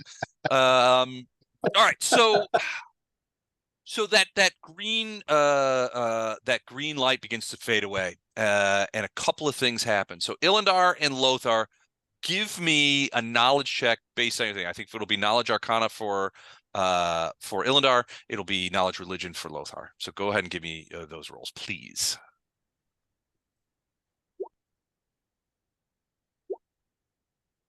Okay. Lothar. All right. All right. Before we get to that, Ferrado, you and Flashheart both hear Terendelev. His mouth sort of opens up, and his voice says, Karamzada, avenge me. And you can feel like that those words kind of are like almost like a pressure wave that come away from Terendelev's head. So it's like those words go sending out across the city. Second, the the green magic that sort of was holding all these bones together begins to withdraw from all the bones into sort of a core, like the core of Terendelev's chest. And it forms a ball, which is still quite dim, but it forms a ball of about the size of a 16-inch softball. And that ball kind of floats up in the air. It's not moving very fast, but it just kind of goes. It reaches about 20 feet and then goes and takes off at top speed across the city and out of sight. Oh, sure, it'll be fine. The bones of Terendelev now seem to be laying there with nothing animating them anymore. And what did he say? Charisma? I can't even say it. Karamzada. Karamzada, avenge me. The demon that killed her. That's the Balor. The guy we were going to have to try and kill anyway. All right. The Ferrado, your griffins are flying downward quite swiftly, but get about 2/3 of the way there unless you give them other commands. Well, they'll stick around for a while, so I'll just have them land and. Okay, so you're going to have them land nearby? Mm-hmm. All right, they'll get there next round. All right, next is Fletcher. Fletcher, I need you to make an intelligence check. So that is basically D20 plus your intelligence bonus. Would the spell end with the creature that cast it dying effectively? Does not. Ooh. Yeah, I'm a bit hosed, Les. I cannot make that DC. No, that's what I said. You got to do a natural 20. The 22? You can't. No. I can't make a 22 even with a natural 20. I think there's one party member here. No, maybe with a natural two, 20, though, you got to step up. that could make that without a natural 20. Most of us would have to do a natural 20 to make that roll. Yeah, but if you get a natural 20, isn't it an automatic? You get a natural 20, I'll give it to you. I mean, assuming. unless you're talking I'll tell you what, I'll also give to you. a different kind of campaign, but if you can convince me that there is some other way that you might find yourself out of a maze, I'll consider it. Do you have like a knowledge? The one I Dan, sent you, I thought might work, but it specifically says that will not work. Yeah, that's true. Yeah, that's not going to Dan, work. It Can you says talk to no, anyone? that specifically won't work. Okay, so I got nothing. Dan, can you talk to anyone? See, Well, if you roll a 20, I'll let you out. I have been sent to an alternative plane. I don't know if I can talk to anybody. How many? 3 in a row of crits. Do you want to talk to anybody, or are you enraged anyway? You're probably not in a great mood. Yeah, whenever I get in a jam, I just send you to a different plane. I kind of enjoy it. I know this happens a lot to me. It's your will save. You got a poor will save. That's because you have shit for wills. shit. Nope, or did will. not roll a. That is not a even natural one. 20. All right. So now I need you to do the percentage again. Yeah. What if I don't want to keep doing the percentage? Well, it's. Can I just not do the intelligence check next time? You can, but you still have to do the percentage. Can you roll to disbelieve, Les, that this is all a dream? 80%. It's not a dream, it's You real. remain in the oasis of respite. What a surprise. continuing wandering around this very peaceful of white marble. Wondering why you have these coupons. It was a very Yes. peaceful place until you put him So I there. put Fletcher there, yeah. Yeah. Now it's not very peaceful. So Les, I did cheat, of course, and I've read the spell, but I don't know what my character would be able to realize or figure out. I got something for you. Hold on. We're in hell. Okay. I'm Serenity playing for you as a would be stupid hordes of barbarian. enemies that you just weep through. Yeah. What I'm thinking like a hedge maze. His idea would be to fire up We the go right claw through the hedges and mow through Right everything through the in one hedges. direction. Get yourself a lawnmower. He is a lawnmower. Fletcher Here's is a a lawnmower. Fletcher is a lawnmower. Yeah. Oh, start trimming those hedges. With the Glabrezu weed eater attachment. That's what okay. Oh God, man. Who was that? Who's spreading the yawns? That's me. Oh, I'm sorry. oh, Yeah. In and out of the heat. Last day of my wife's vacation. You know. You could just say yes or no, Dan.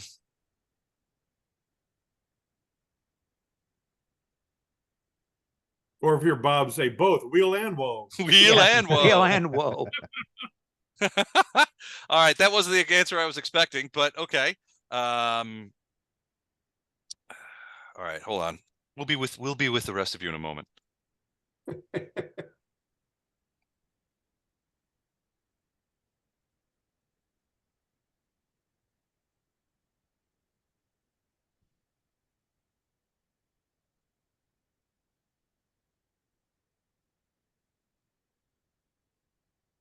I got to get a drink of water or something. I'll be back.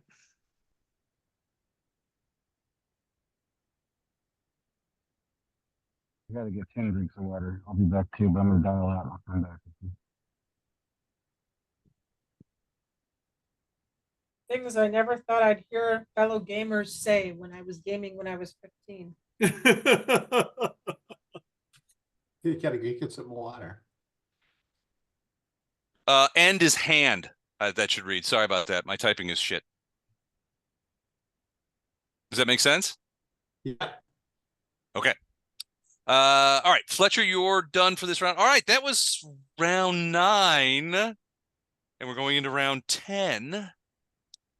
That only took about 80 minutes to get through the round, but a lot happened. So there's that. Can you Go put ahead. us back on the map where we're I can indeed. all together? Anybody fix Bardos here? I don't have anything. All right. Well, is there anybody still up in the air? I don't think so. I'm gonna. Alex is off work. Okay. I'm still flying. Yeah, I'm gonna keep the other map because the place where Terendelev crashed would be like way over here somewhere. Yeah. It's pretty far away from the thing. Probably 100 feet, 80 to 100 feet away from the building. So we'll keep that. We'll keep that other map for right now until things close in again. In this case, it's Gatto's turn. Gatto, you see that guy running through there, and you can hear those clankings and cawings and like the bones against metal kind of sound. Yeah, and I also knew there are arrows shot from this location here. Yes, Now, but not at you, and right. not last round. Do I need to roll another stealth check, or I save that same one, or? You can save it for now. You're not under direct observation by any bad guys. Okay. I don't want to go into this room because I don't know what else is in there. It seems very un-caravan-guardly. Yeah. So when I come in here, there's no one in here. Where are you going? Gotcha. Yeah, there's nobody in there. You do see some other doors and a what looks to be a small stairway going down. Stairway going down, double doors here. Is this a single door at this location? That's correct.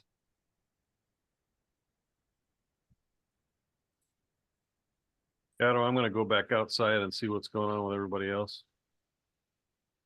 Okay. Do that in your... Okay, I will. I'm going to end my turn here. Then So you're coming back outside. I'm coming back out. And Bartos, you said you're coming back outside as well?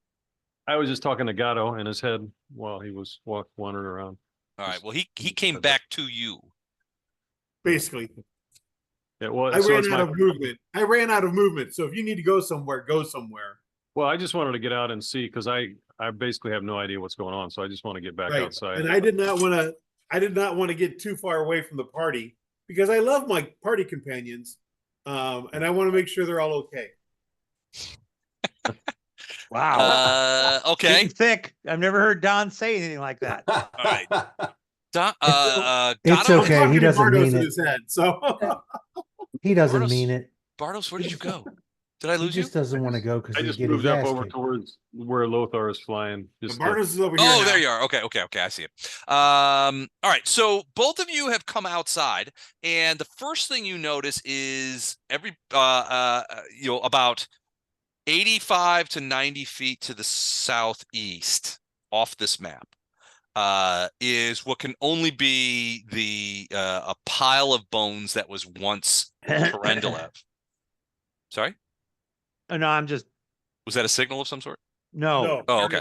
Just It was a pile of bones that was once Terendelev. This is obviously to your eyes what caused that sound, and you can also see it, what caused the rest of the cliff. Well, another portion of the cliff to give way and into the chasm. You can see clustered around there. In the light of radiance are your friends, and you can see up above is a couple of griffins are flying downward, towards the area. So your friends are all sort of around Terendelev, who looks dead. Okay. That's all I'm going to do this time. Then I'll just wait for them. I assume they're going to come back here because we got to try to find this thing still. Okay. Because you want to check on your friends because you love your companions. Exactly. Yeah. Keep going with that, Dom. Exactly. Oh, but Yeah. they believe you. We'll talk about that potion later.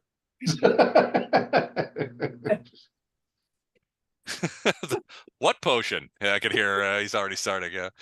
I don't Uh, remember any potion. Wait, If you now wait. If you check your bag, there's a potion in the same container as before. Yes, there is. is it With the cherry same cola? school of magic as the heart stealing magic. I was very thorough. I was very thorough. It's a potion of fatigue. No, it is unfair that we don't trust you. Oh, wait. Oh, wait. Did I not use it in a very advantageous to the party way? Oh, you basically screwed that guy badly. Gatto, give me a quick perception check.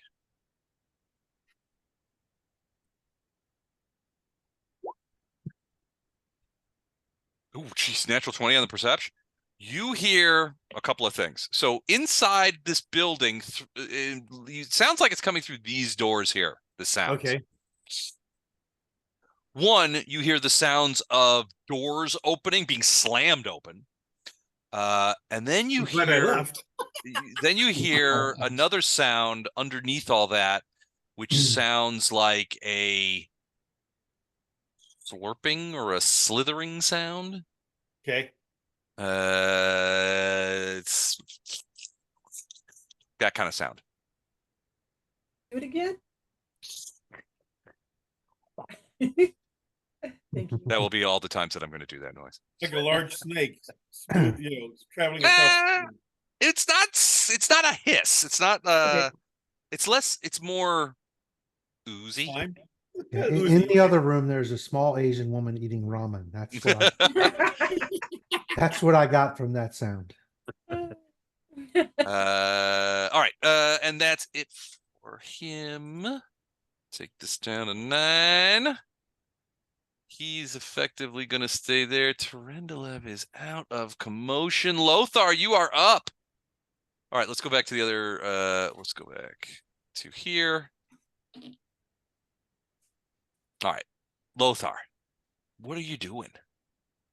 Well, once I can see that Terendelev has been dealt with, Mm-hmm. I will also assume that my party members will come back this way and maybe even say something to the effect of, okay, now let's go get this thing from the suture. This whole thing is confusing. And I'm going to look down and see that Bardos my party, and yeah, they've come yeah. back out of the building. So I'm going to fly down to touch the ground. Bardo seems to be injured. He does. Yeah, big. I don't know if you can do anything about negative levels, but that'd be awesome if you could fix that. I'm down 2 levels. Are they temporary or permanent? They're temporary. Temporary. Yeah. All right, Then so you're going to I'll- come down to the ground. Lesser I'll- restoration or restoration will help. Yeah, I know. I'll land next to Bardos and cast restoration. Okay. All right, so you are landing, so you are not 35 feet up now. No. There's that one. So I'm going to take that away. Exit And out. restoration. Yeah, 4th level. It removes all temporary levels. All right, you get those levels back. Does Um, it do anything for hit points, or is it just the levels? It's levels and ability drain. Well, any temporary hit points you lost because of that come back, but it doesn't heal you. So if you had drain to ability, to any of your abilities, strength, dex, whatever, that's come back, and it all comes back.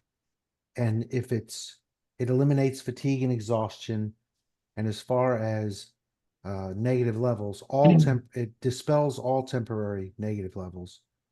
If there were permanent level drain, that would be a different story. It would only do 1. Okay.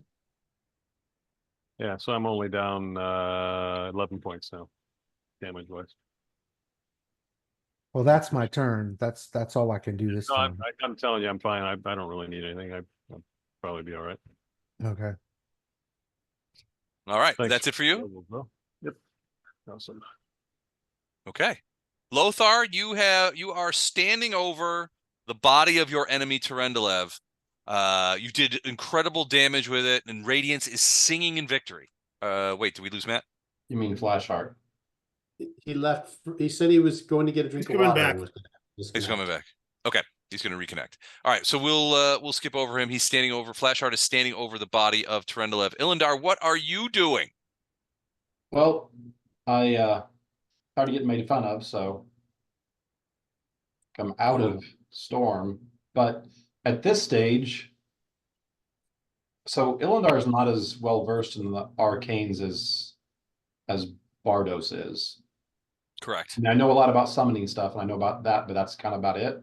Mm-hmm. So seeing him disappear, he might have suspected it was Maze or some spell like that, but he also, whenever Terendelev got ended, would have expected if that was the case, he would have come right back.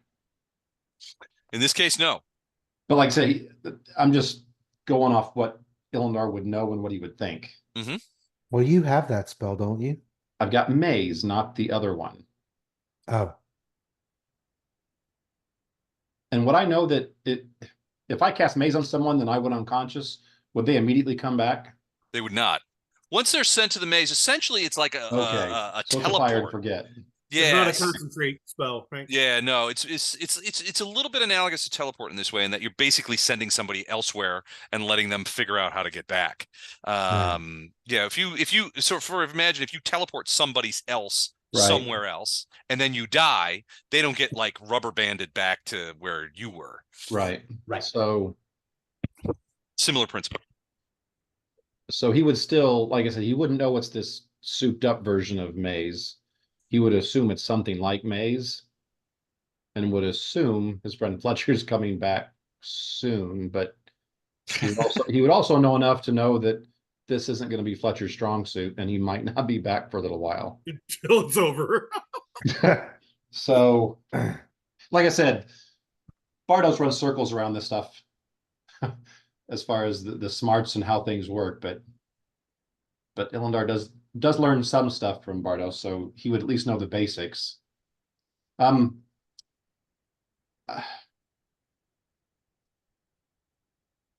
So he's going to kind of talk to Ferrado and Flashheart and kind of talk out loud and reason that out with what I just said.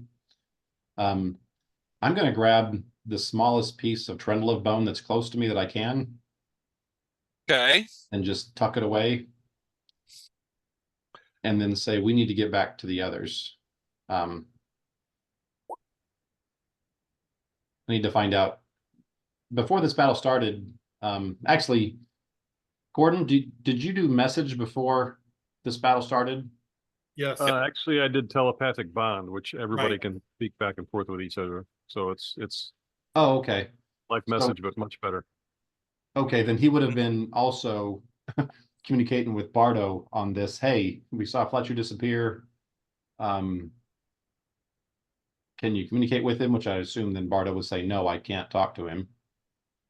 Well, you want me to roll arcane knowledge? Is there anything I could add to this, Les, or does it matter? With what I'm describing? It's pretty much probably Yeah, you could stuck, do right? that. You could do arcane knowledge.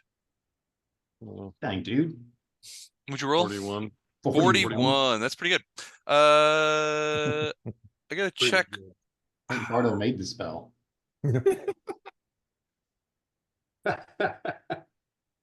Oh, that one? Yeah, I created that one back when I was young and didn't know what I was doing.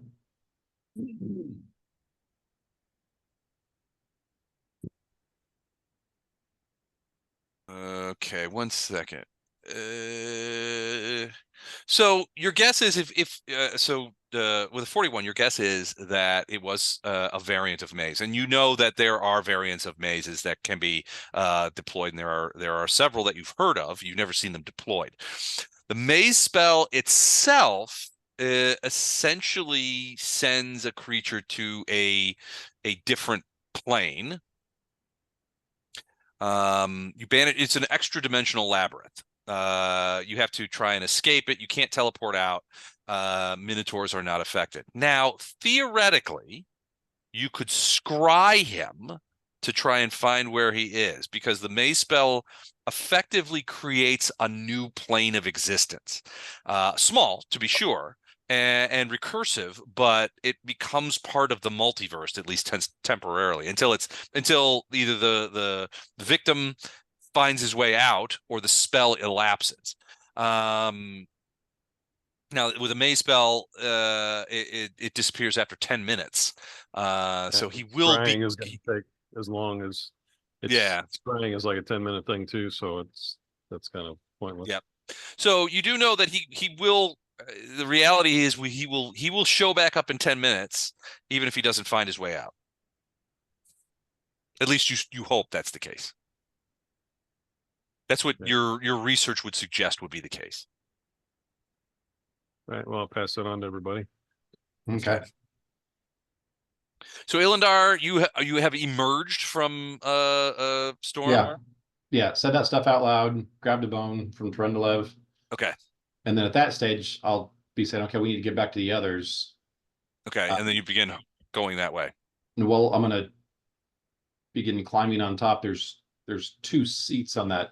Oh, right. Okay. Seats or whatever. So Ferrado's still in one of them. So that's a lot. That's a lot to do in one round. So I'm sure I'm moving towards Storm, but I haven't tried to get back up in the seat so Storm can fly us back over there. Gotcha. Okay, so you're essentially mounting up at this point, getting in the saddle. Right. So is anybody else imagining? You remember that part in Ace Ventura where he comes out of the fake rhino? Is anybody else imagining that as Ilindar coming out of? No. Coming out of Wasn't. Storm. Thank you. I'll send everybody a clip of that movie later. Oh. Well, I am now. Thank you very much. Yeah. All right, Ferrado, is there anything you do? You see Ilindar magically emerge from inside of Storm, and he picks up a bone and then begins to leverage himself into the second saddle, the one behind you. Is there anything you want to do, or are you going to wait until you guys go No, I don't have anything I want to do. I want to get back towards where Lothar is and the rest of the team. All right, Fletcher, did you see my latest message? I did. I'm also sending you a quick one. I don't think this is going to matter, but I just wanted to ask. And I saw yours, so I will take that into account. No, it wouldn't. No, in this case, it would not help. Okay. But you will get the thing I mentioned. What you sent me. Yeah. Right. And in addition I to also your realized I should have had another +1 in there because of my ion stone, so I'm going to add that in this okay, time. sounds good. All right, 22 Still is not a the great mark. chance, but you know, here you go. Oop, still no. All right, I need you to roll percentage dice. I do not like this because some of these are not nice. You read the spell, didn't you? Yes. What'd you get? Oh, What'd you get? What'd you get? 43. 43. I think you're still doing the I'm in same a one. hellscape. I know Oh, I'm in the hellscape. hellscape. All right. You are navigating a landscape of fire and stone walls carved with diabolical faces, and that you can hear the cries of the damned echoing in the air. I need a will saved or become See- paralyzed with fear and potential torment for a round. See, It is a that's fear what- effect. for Fletcher. That's like a normal Tuesday. I know. Isn't Fletcher Finally, a immune? happy place. Finally, a happy place. Isn't Fletcher immune to fear? I Yeah. don't know. Is he? If he rages, I'm No. sure he is. Okay, Oh. but you will get the bonus we talked about. That will Okay. accrue to this as well. In fact, it'll accrue to all your 20s until you emerge from the maze. When you will Okay, only so when you I'm will only sorry, have did the you say- side effects. You said this was Will again, right? This is a will save. Yep. Right. Well, this will be nicer anyway. Oh, you made it. Okay, so no, Bad roll, but it wasn't terrible, but you did manage to avoid dropping to the ground in fear and loathing. But you are still stuck in the maze. All right, so that's the end of the round. Round 11, we go into. So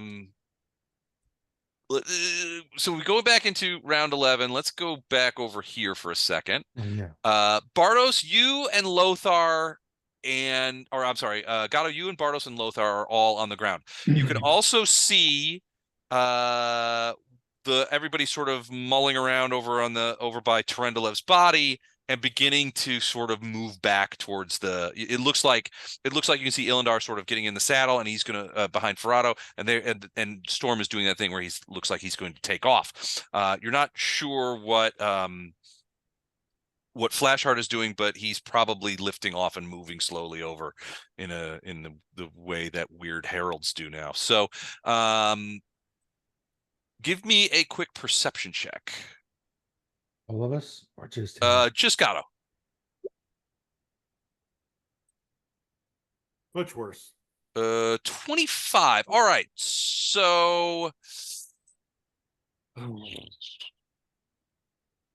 okay. You are as you're looking around, you're looking out towards Karamzada's tower to the west. And you can see this huge black cloud approaching very swiftly, moving like no normal cloud would ever move, approaching very swiftly towards you, and you reckon that it's going to arrive in probably 2 rounds. Okay. So I relay that information to Bardos. I talk to everyone though, don't I, Bardos? Yeah, you can. Yeah, so I kind of announced it to everyone that there's a black cloud coming from the west, headed our way. We'll be here rather quickly. 10 seconds. In about 10 seconds, yeah. It's moving at speed. And it's big. It's probably not natural, so I don't know what's coming, but and there's probably noises a quarter of a mile across. And there's noises from inside this door to the west, to the east of you, Bardos. Not sure what's in there. So speaking as a free action, so I do that. And then I move here.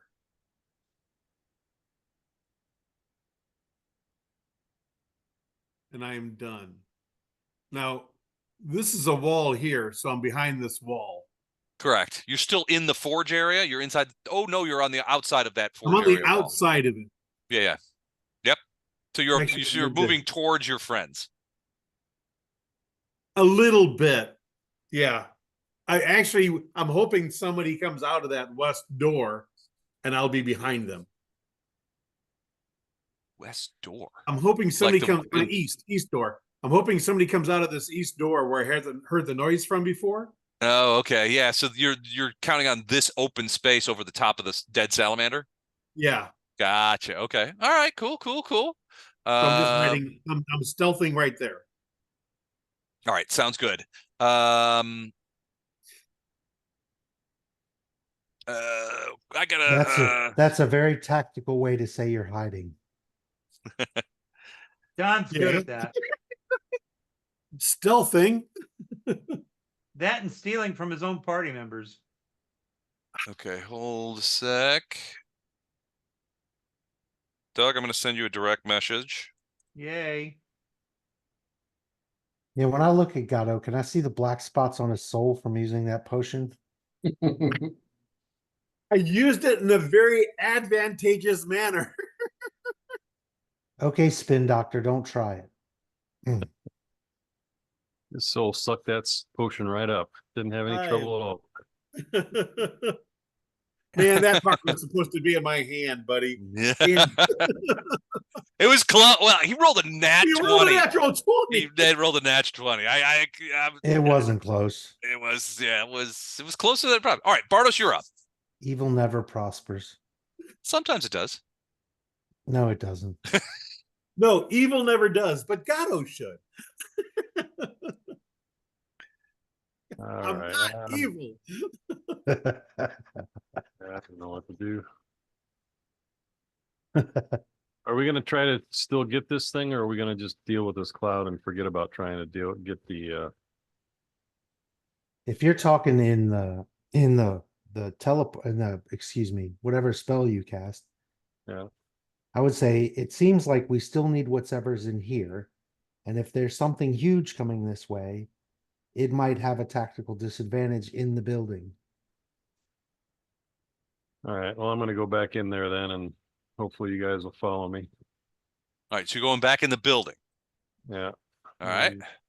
So.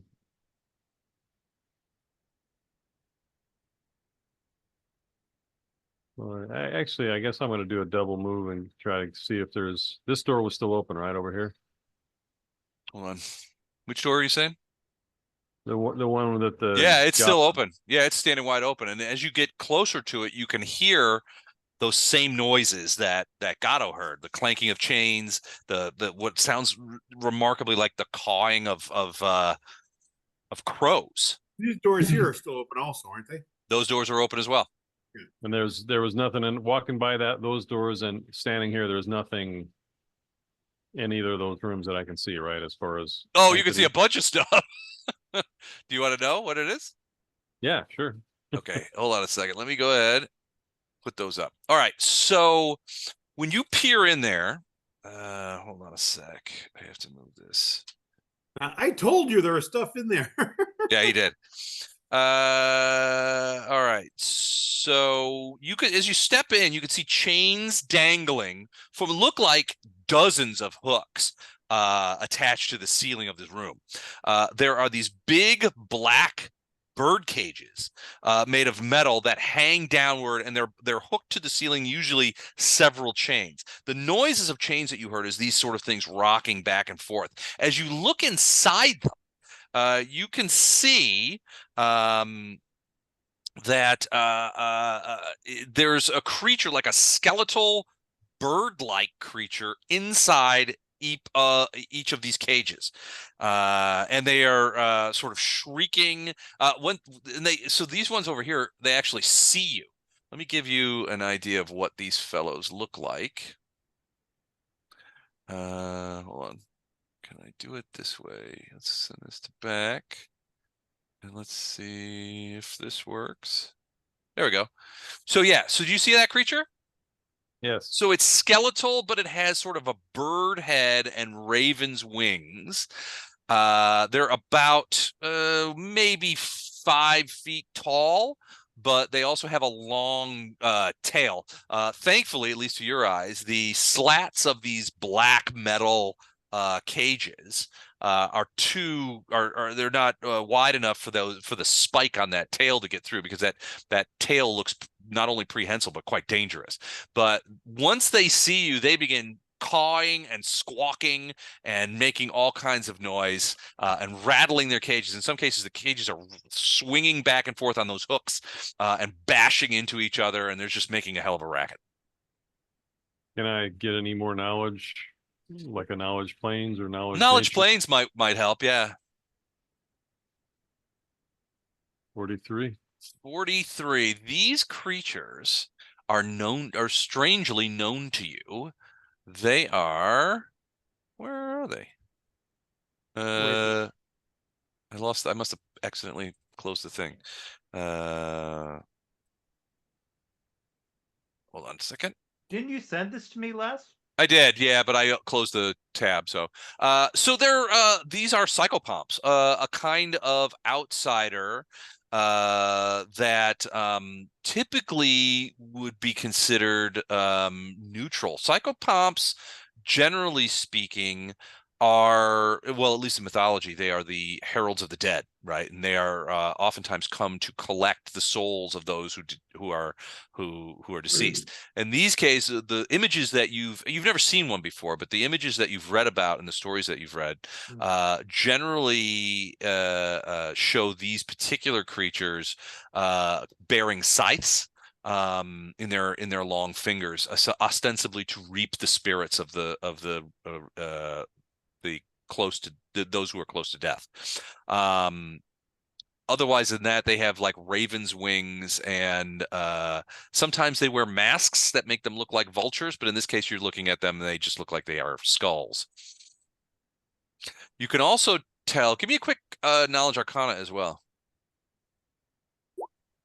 You can also tell that these cages are very powerfully ensorcelled. Something very strong has put a dimensional lock on these things, because at least what you've read about psychopomps is that they can teleport quite easily. So somebody has locked these cages with in a manner that precludes them from teleporting outside of it. Okay, I'll ask them what they're doing in here. Okay. Capture them in celestial, infernal, abyssal. Okay, let me check. Oh yeah, they speak all three of those languages. So which one do you prefer? Celestial. Celestial. All right. So okay, sorry about that. Yeah, hello? We fucked up. What? We can hear you. We're gonna get a direct hit. All right, I'm gonna mute him real quick. Chuck, I muted you just so you know, you'll have to unmute to get back in. So you asked them what do you ask them? How did they find themselves here? Yeah, what are they doing here? So they'll they'll respond to you in Celestial and basically saying, you know, we have as you know, we have been journeying back to those, you know, dragging to the boneyard, Pharasma's boneyard, the souls of those who you know, who belong to her. The filleted man was looking for, we came here to investigate the destruction of spirits, those gaps in the record of those spirits and souls that belong to Pharasma but never arrived in the boneyard, and we came to investigate because we were able to determine that the source of the problem was here. The filleted man captured us and locked us in these cages and tortures us for his own amusement. It has been a torment, not only physically but spiritually. For as you know, there is nothing worse to us than not being able to do our jobs, just to carry the spirits of the souls of the dead to their rightful rest. All right, we can probably get you out of here, assuming we live long enough to. But where is this flayed man at? We only know him when he comes into this room to torture us. Once we were captured, we were brought here and caged, and we have never seen any other place in here. But We have heard him speak with the horrific mutant about the prisoners downstairs. So we assume there is a lower level to this infernal place. When he enters this room, does he come from this doorway or from the one opposite? The one opposite, the one over there. The infernal, the horrid creature that is the filleted man's servant came through here recently and went out that door. We are worried that he wishes to free their horrific pet that they have spoken of, some sort of creature, a nightmarish creature from the pit.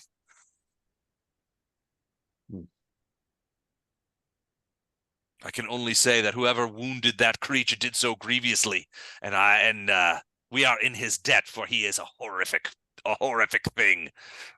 You're welcome. Okay, so We can't hear him. He's outside.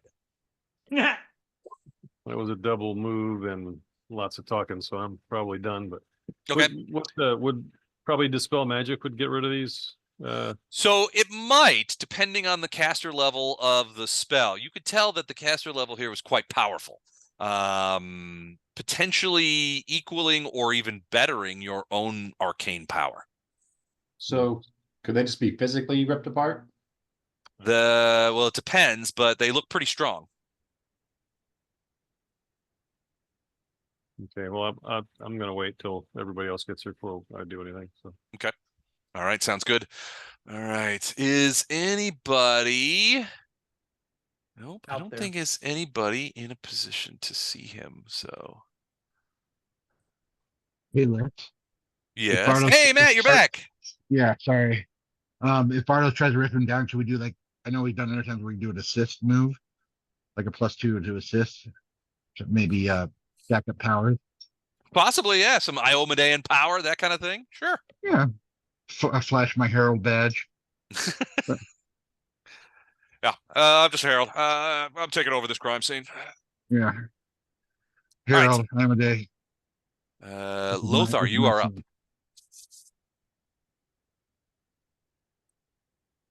Did he ever come back? Oh, no, you got to unmute, dude.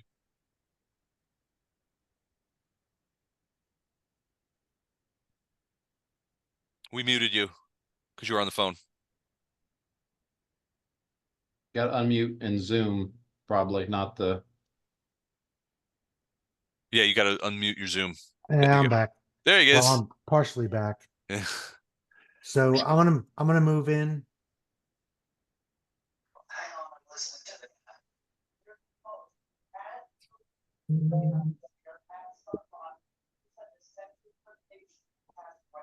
Move into here and see what Gatto's or not Gatto, what Bartos is doing. Yeah, he's talking to some creatures in there. You catch the back half of that conversation, but basically you're pretty sure that those are psychropomps in there. They are servants of Pharasma. They usher and protect the souls of the dead. You're not sure why they're in cages or anything like that, but that's what they are. Yeah. All right. Is there anything else you want to do after that move, or No? Okay, I just want to be here in case any of these guys need support. Because I assume the rest of the party's coming, so. Gotcha. Okay. Hold on, I gotta change something real quick here. Okay. Flash art. You are up. So you are about 85 feet, standing next to the body of Terendelev. You are about 85 feet to the southeast. You could probably fly over to, hold on, let me switch things so you can see what we're talking about. Yeah, maybe could you fly me over to where the rest of the group is? Yeah, well, I mean, you're with a fair amount of the group right now, but yeah, if you want to, you can fly over to where the building is. You can fly 60, which means you can move a 120, which would put you.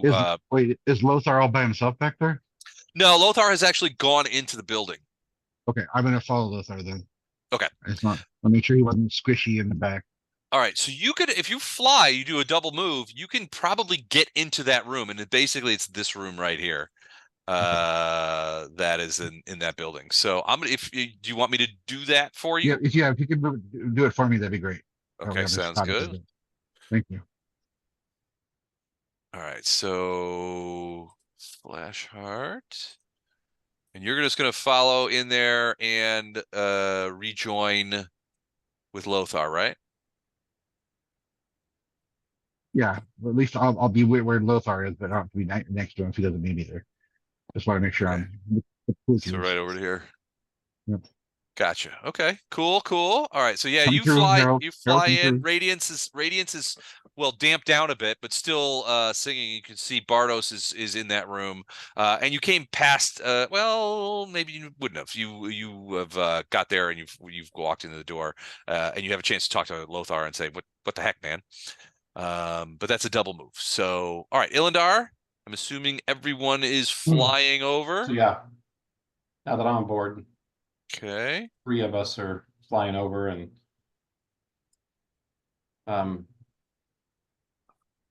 yeah, basically can go in there as well.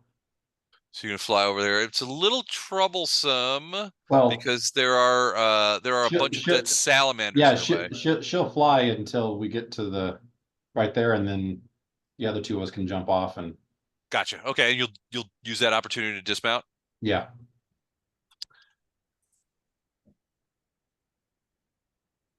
Okay.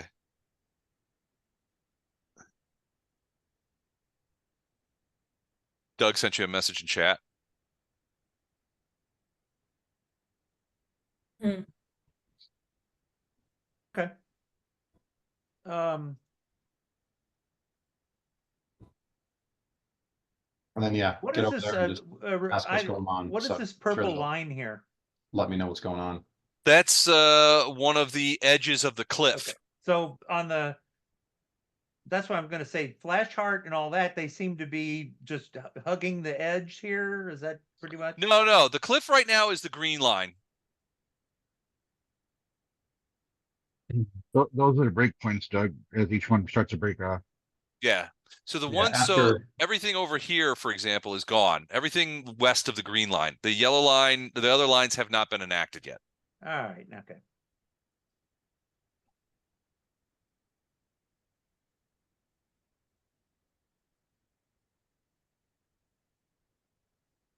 I'm going to come over.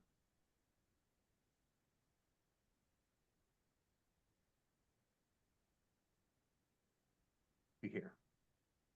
Okay. Lothar and Flashheart and Ilindar, give me a perception check.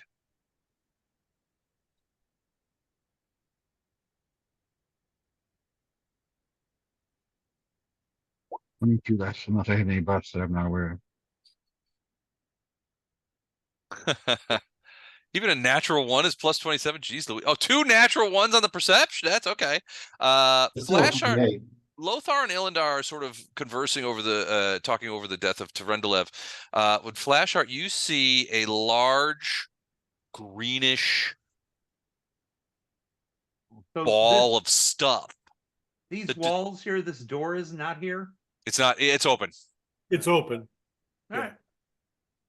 So you I see. told you guys there was something over there. So, Flashheart, you see this thing sort of ooze its way into the center of the room. It's almost, and it cups out a couple of like pseudopods, and basically you can see it. It's almost, the pseudopods are almost seeking something out. You don't see that it has any eyes or anything, but then once it gets some sort of sensory input, you can see it's almost physically the creature begins to move towards you guys, and it looks like this. So some sort of ooze bubble or green slime or something. Yeah, it's big. It's probably 10 feet across, maybe a little more. Right.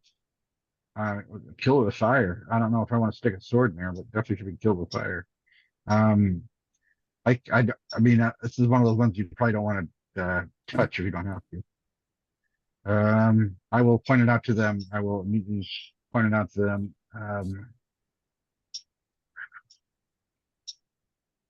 I guess I will. What do you say to him?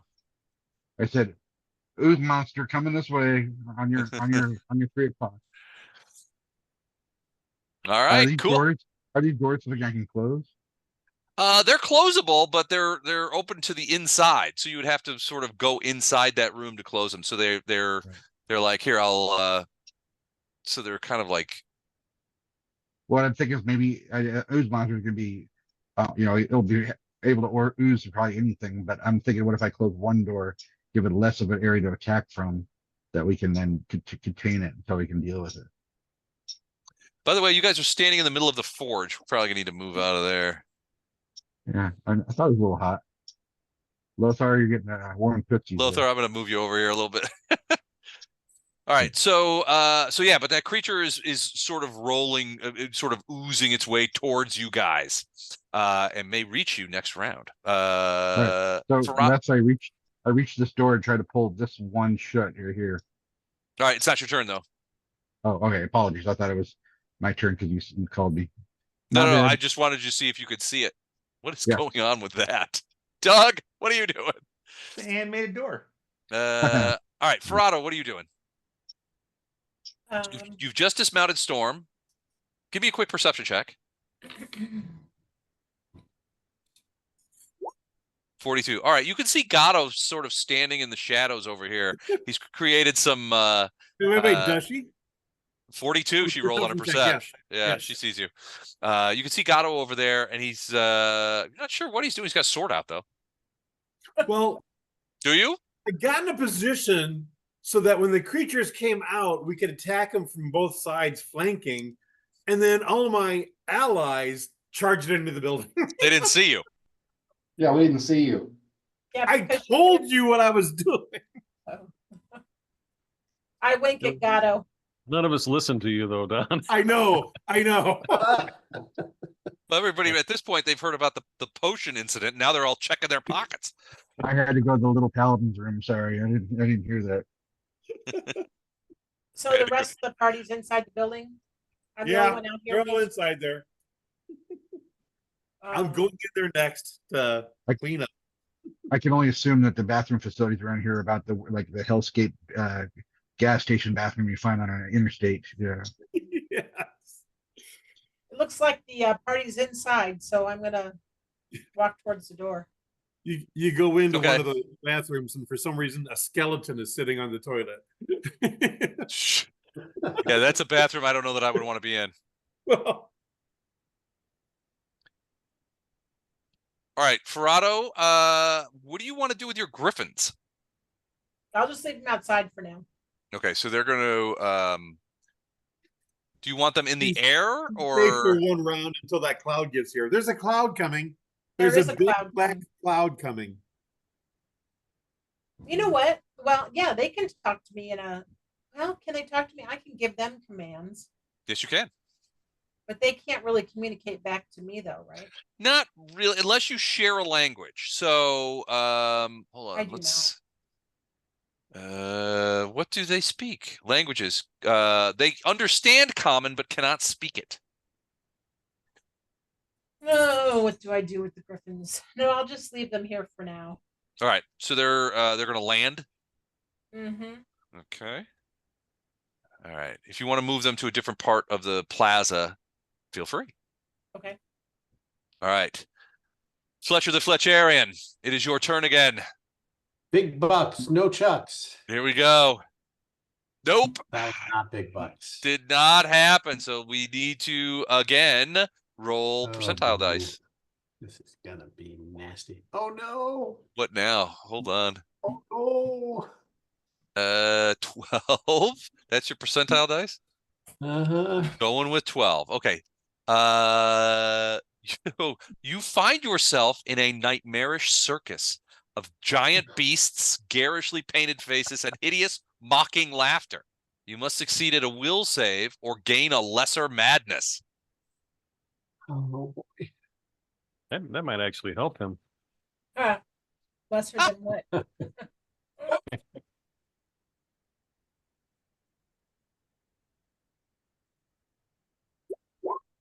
Ooh, what'd you roll? A 40. You rolled a 40? On Yeah. your save? You made it. So you do not gain a lesser madness. You do not gain the benefit of a lesser madness. But Knight's still young, so we'll see what Yeah, happens. he's got his own. All right, but here's still going. All right, your friends seem remarkably unconcerned with your well-being. So it's like, whatever happened to Fletcher?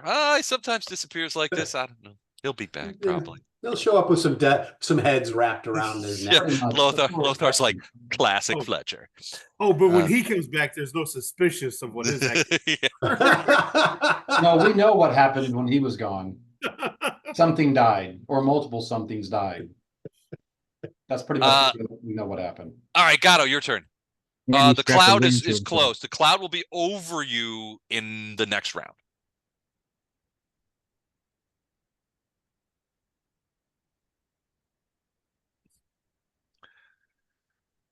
Gatto, what you gonna do? What you gonna That's do? my first movement. All right, so you go there. Bardos talking to those guys in the psychopomps in the room, the captured psychopomps. Do we want to release him? I think that we should, yes. Yes, They, release us. We agents- have our work. Do not agents let of us suffer. harassment. Okay, don't sting me. I'm going to release you. All right. I stopped there. That's my double move. Okay. So from a release standpoint, Bardos might advise you that these are magically locked. I don't care. You might. Rogues can go through magical locks like they're nothing. Okay.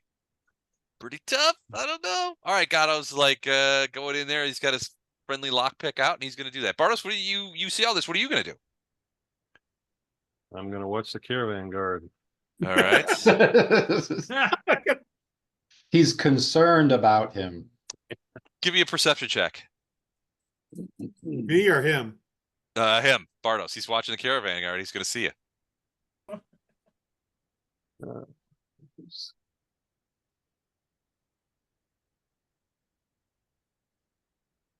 All right, I got so much crap here. All right. 36. Yeah, when he passed through, he ran a surreptitious finger along the blade of that sword and looked back at it very covetously. I did not. I did not. Don't say it out loud. Then he tipped you a wink. Yeah. Okay. But no, he seems genuinely.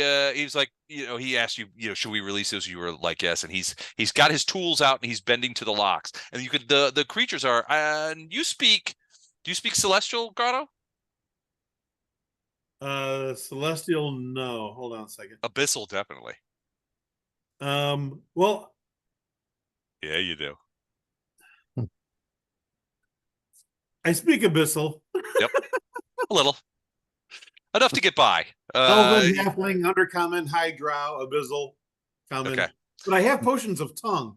If I need to communicate with someone, I can just take a potion. And who did those potions belong to before you got them? Me. Oh, okay. Hey, wait a minute. You got a receipt? I do. All I right, so bought it you're when I bought the potion of fatigue. okay. So you're gonna he's gonna do that. Emian's doing this. He's doing that. Lothar, what do you do? Now the whole party is back, right? Everybody has left the Except for Terendelev. Fletcher. Oh, Yeah, Fletcher. it's- Yeah, we don't know where he is. And So is anybody nobody injured? seems to care. No, the last time you did heals, I think you healed at least me and Storm. Well, I know Bardos is down a couple points, but he's not worried about it. So you're gonna go let these things out. And that's all that's in that room. What happened to the freaky guy that I think is still You went down the door. Apparently, there's a lower level to this place. Oh, okay. But- This door here is where he went. And I'm sorry, I missed some of this. So, and in this other room with this big spot, did anybody look in on that? There's a Yeah, big it's a blob door. coming towards us. Some kind It's of what? cube. There's a big gelatinous blob The coming gelatinous towards monster us. coming out. It's 10 feet, 10 feet wide. Hmm. Yeah. We And don't that's want what's making that sort of like sucking, slurping noise. Yeah. So, and we don't want to mess with that right now, right? Oh, I think you should totally mess with it. Oh, I It's think gonna we mess with totally- you. Because Yeah. we've got a red, or not we got a black cloud coming after us from the outside, right? No. Yeah, it's gonna be basically it's a cloud, so it's well above you guys.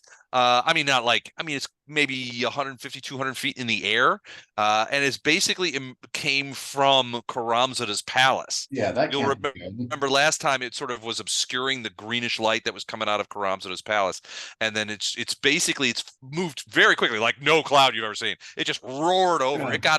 It covered that 2/3 of a mile in probably 30 seconds. But it's up in the air. So I'll seal, It's I'll a seal that thing in couple there. hundred We feet haven't up, looped that yet. but it's big. It's probably a quarter mile across. How tall? And How these, tall are these doors, Les? Which doors? These? How far are they? How tall are they?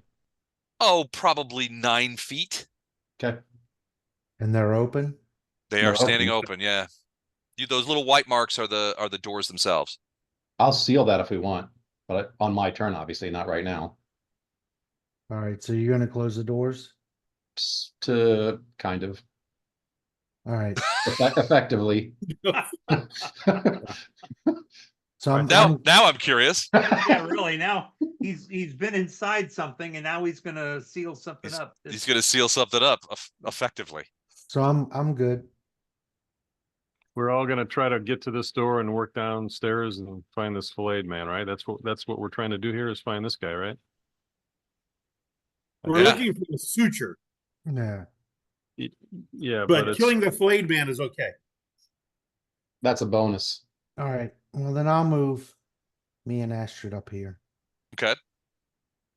Flashheart, what about you? Is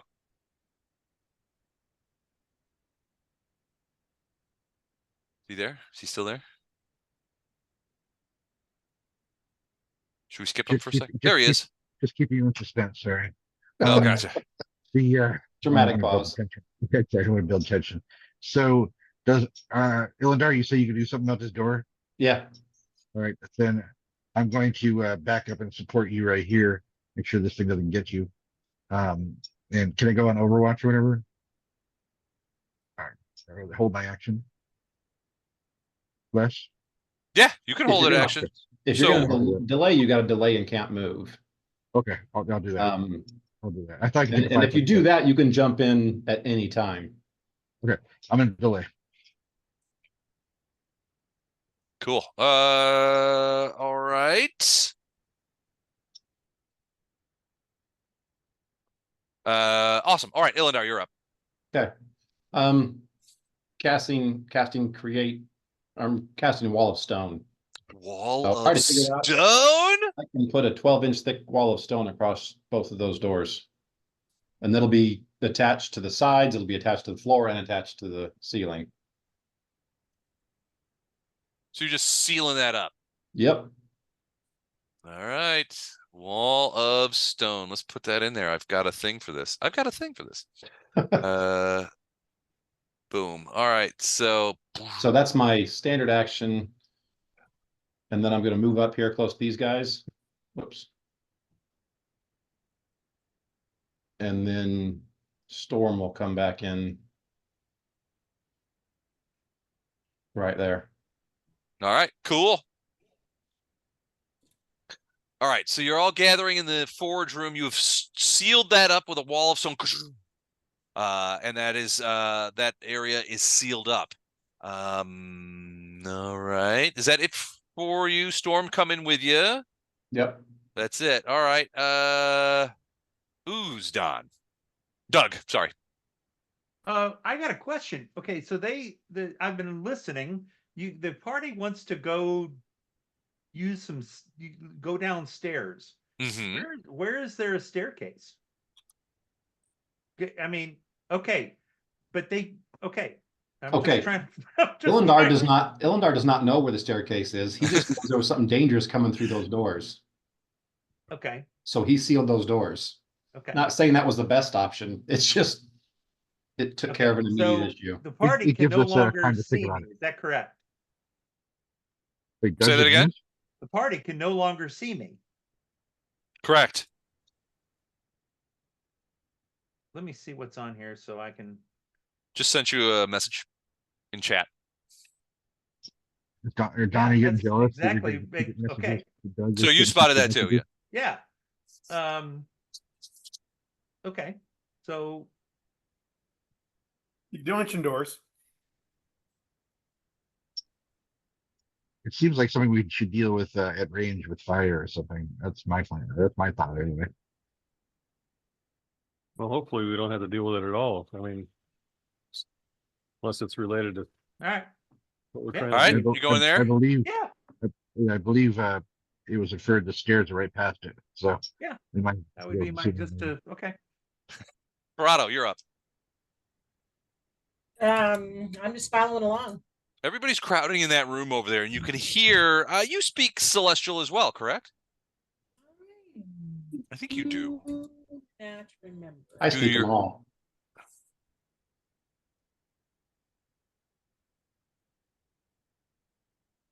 I think you do due to Lothar's influence. Lothar's Did you say I'm doo-doo? doo-doo, yeah. I'm celestial on my mother's side. Well, heck, that's on my back sheet, right? Why can't I put my fingers on that?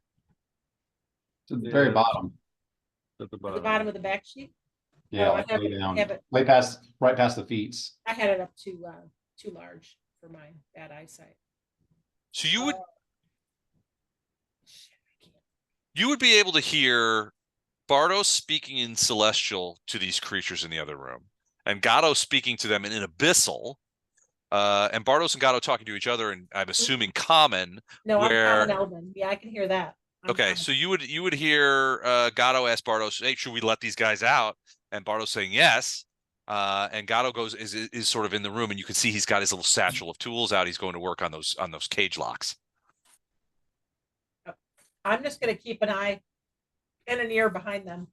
I'll face the other direction and just keep an ear out for anything coming into the building from our entrance. All right, sounds good. Fletcher, back in the maze, wondering where have your friends gone and why don't they? Ooh.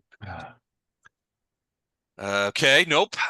Give me that D100. Find Les, out I where. just sent you a note. Okay. I will get back to that note momentarily. Yeah. Ooh, that's all Sure, right. now I get a high roll. There you get one. So in this case, you find yourself in the strange city. The creature you journey through a city of cyclopean architecture under a sky of indescribable color and numerous stars that you don't recognize. Make a will save, please. Come on. What did you roll? 28. 28. You made it. All right. So yeah, you keep you can't get out, but you keep beating the will saves to keep from these places from driving you insane. So that's goodish, I guess. All right, round 13. The Doug, part to your that's really driving him question. insane is that he left combat and he knows his friends are fighting and he's not able to. That's the I part that's didn't driving get him to kill the insane. dragon. Doug, to answer your question, yes, that is. Well, I'm just trying to. Okay, I'll send you another question about it then. Cool. All right. Is anybody still outside? The Griffins. All right. First, Actually, Flash Art can still go. He's delayed if he wants to do something. No, that's true. Do you want to go, Flash Art? Do you want to go now? Is there something useful for me to do? I don't know. I can come. Not yet. Okay. I can We hold. gotta a open- minute. We got to open this door and see if there's actually stairs on the other side of them. Or Okay, I where can they do that. lead. Nope, I'm about to. Okay. Right there. All right. So you I can open the door if you want. well, you have to knock down the stone. Well, there's another set of doors in there too, to Right, the I northwest. can over here. went- Yeah. These went doors over over here are closed. You're not sure what's in there, so you're gonna go over there. That door is open. Okay. And you can see just down a hall. There's another door on the side here which is closed, but the hall then turns south. You're not sure what's going on there. Right. I can go one more square, so I'll go right here. All right, cool. Okay, that was Flash Heart. Wait a second. We were at the top of the order, weren't we? So Gatto, you're up first. Now, are these individual cages or two big ones and one small one? They are individual cages. So there's 6 psychopomps in individual cages. And the locks you could tell immediately are ensorcelled in some manner. Bardos would agree. They are ensorcelled and powerfully so. Yeah, I don't care. Okay. So rogues can disable magical traps and locks. And locks, yep. Okay. So first I'm going to disable the trap on the first cage. I don't care which one it is. Okay. Okay. Here we go.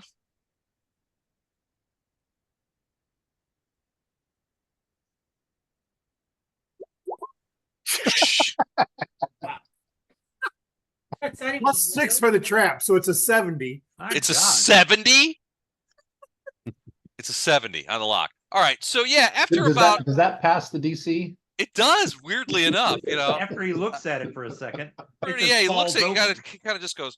And Can it's- I get less? Can I get bonuses for the other ones since I now know how it works? Do you need them? I don't. I really don't. I shudder to think of what happens to the local banks and goldsmiths shops once you get back to civilization. Like they have no expectation of what you're gonna have. Like, oh, Mr. Gatto, nice to see you again. And you're like, I just stolen your entire bank. You've heard me say nothing's locked. Nothing's locked. Well, that's not locked anymore either. So you open, I'm assuming this one, the top one there, the one to the north Sure, of you, why not? or okay. Yep. So the thing falls, the Door opens.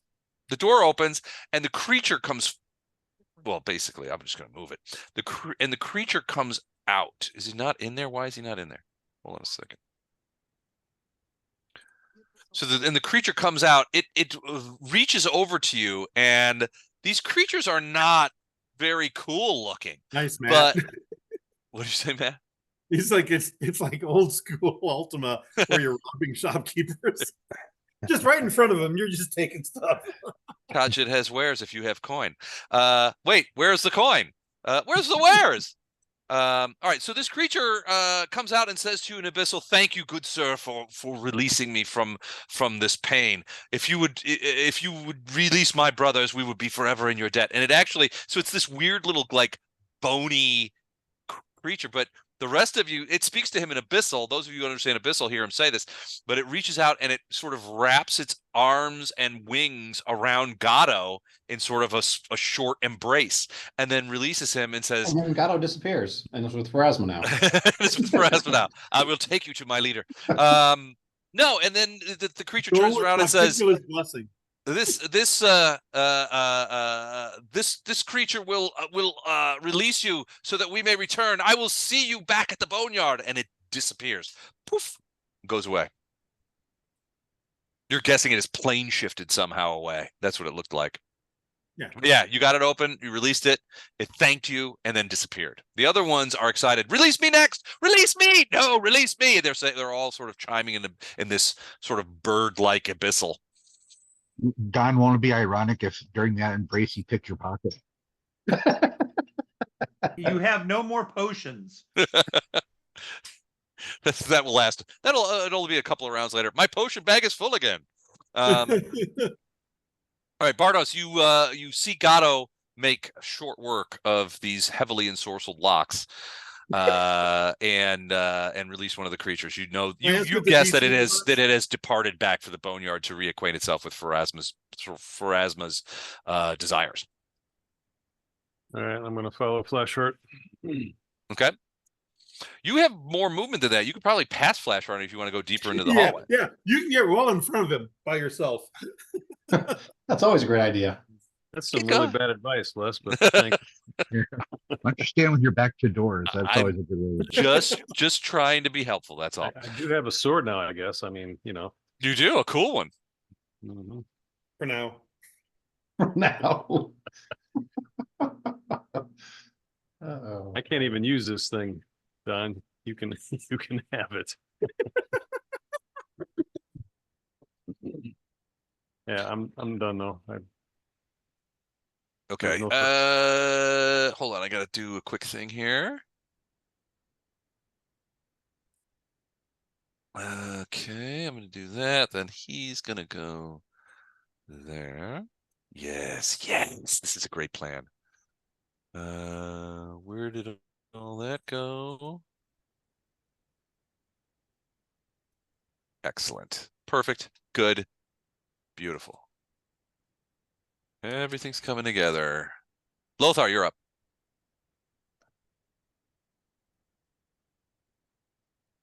Lothar? So yeah, did we hear anything land out front? Oh, right. So, yes. yeah. So, Good well, God. Gato was pretty good. So yeah, so outside, and nobody's outside except for the griffins, and pretty quickly, those are summoned griffins, right? Yes. Okay. Yes. Nature's Um, ally. they begin howling in pain as you hear this loud kaboom of thunder, and you see flashes of lightning from outside, and you can see this black rain begin to spatter off the broken cobblestones of the plaza. The griffins begin crowding towards the room to try and get out from under this black rain. As you pour in, you can see that the rain has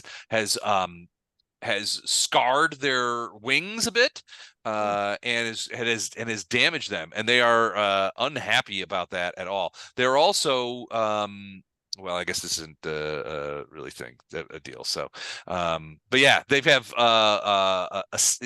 there's some steam and burn marks on their feathers where this black rain has hit. Well, if there's room for them, I'll usher them inside. And then, is there a door that can be closed? No, there's just openings. So the doors, it looks like, so this was the forge area, and it looked like parts of the wall had been knocked out to accommodate the salamanders, who are quite large. Acid rain. It looks like burning like acid. Yeah, it does look like it's burning like acid. I'll share that with the group. We're kind of pinned in. But there's not an entity outside. There's just some acid rain. Mm-hmm. Yeah, Okay. it's the thunder and lightning is quite loud, almost deafening. I'll move in here behind Bardos. Okay. All right. Is that all you want to do? You Yeah. could go. So I'll give you the same option. You could go right past Flashheart into the hallway and check some things out. Just open some Yeah. doors randomly, things like that. No, I think I'll stay here. Okay, cool. Flashheart, what do you do?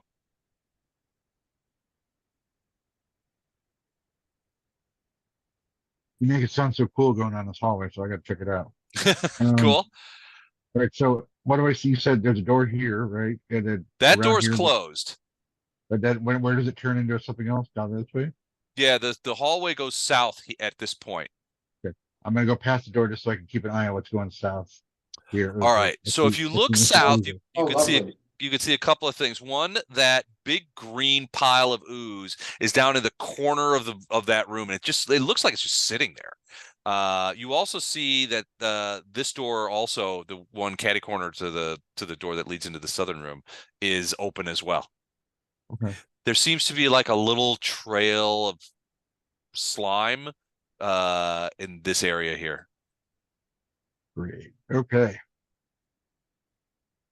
All right. So Still got plenty of movement. yeah. You said is this door open right here? Did you say this one? Yeah, Right. Right. I could go in there. sure. I don't see anything. It looks like the room is empty. Is that right? You go in and you see a couple of things. The air in this room smells horribly like a vinegar and bitter, brackish chemicals. There's shelves on the wall and a work table over at the end of the room over there, which contain jars of like liquids, some things floating in those liquids. It looks like maybe floating in those liquids might be creatures. They're not moving, but they're in there. Some of the jars are larger. In some cases quite big. And again, inside there's this sort of like brownish, liquid in which case in which some sort of creature has been sort of embalmed in that thing. Yucky. There are a couple of stains on the floor, and that slime that you stepped over to get into this room that was in the corner there covers a bulk of this room. There's a lot of that slime all over the place. That's delightful. Okay. So either an intelligent creature transformed himself into a big slime pile or This is slime where a big this slime is where the pile. slime creature came from. Right. He's the guard dog and he's wandering around down there. So I will communicate. Aren't we all psychically linked, Flesh? Yes, Yeah. you are. Okay, so I will communicate this my findings and sure is scary down here. I'm Okay. busy for 5 more rounds. All right, I don't Illidar. believe in slimes. I don't believe in slimes. Illidar, what about you? I'm kind of going to stay close to Storm, who's kind of just guarding the rear until these guys get through this room. Okay. So, is this a cage right here? I mean, I'll move up to the doorway. Yeah, you could easily see the cages, and you speak several languages, and you could hear them. You could hear them. The creatures talking about release me, that kind of stuff. Gatto's already moved on to a second cage to try and help release the creatures. Yeah. So, like I said, we'll just inch our way back a little bit. I'll get in the doorway, and Storm will come back about 5 feet, but that's all we're gonna do. Okay. Doug. So I'll type you a quick message here. Yes, because I sent you a couple of questions as well. Yep, I answered one. I can answer that first question. Paladins are in fact not delicious, so you don't even want to try that. So normally, do you guys stop at 11? Yeah. Yeah. Okay. Yeah, we'll stop at the end of this turn. Yeah, at the end of this round, which is almost done.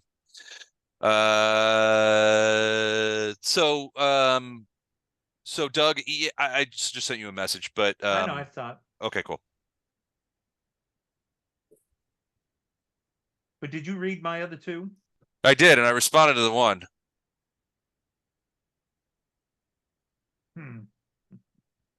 Okay. You could bring it forward. Yeah, that's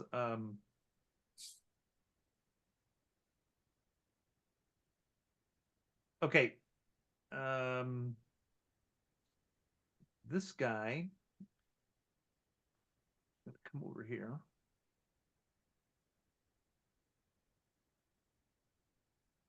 Okay. And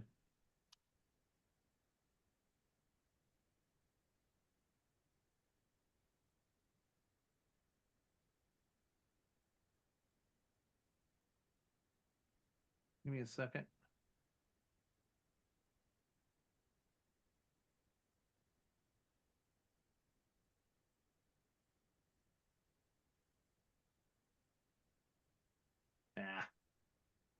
Hey guys, I gotta drop off. Okay. Okay. Hey, Chuck. Okay. See you guys next time. Good night, Stay Chuck. safe, See you man. next time. Bye. All right, so I'm kind of staging it because like I said, it's 11 o'clock. So Gotcha. Okay. Cool. All right. So the green slime creature moves up towards the door and sort of blocks that area. So there's a fair amount of slime in certainly the room that you're in, Flashheart, and you recognize that it is somewhat slippery. And then there's slime behind it. It's leaving trails all over the place. That it for you, Doug? Yep. Corrado, you gonna do anything? I don't think so at this point. All right, Fletcher. Last chance to get out of this thing. Well, it's not the last chance, but you know what I mean. Last chance tonight. Yeah. What'd you roll? Another 2. Garbage. Oh, percentile dice, my friend. Oh, lordy, lordy. There's just something wrong with this die roller tonight. 80. All right, you're back in the hold on a second. You're back in the oasis of respite. You've managed to find your way out of the circus, but you find your way in that palace, that white marble castle that is strangely soothing. But you feel like you're going around in circles. You also managed to pass the will save to avoid being fascinated. So you keep getting the right rolls on the wrong thing. But you find yourself in it, and you're growing frustrated because you can't seem to get out.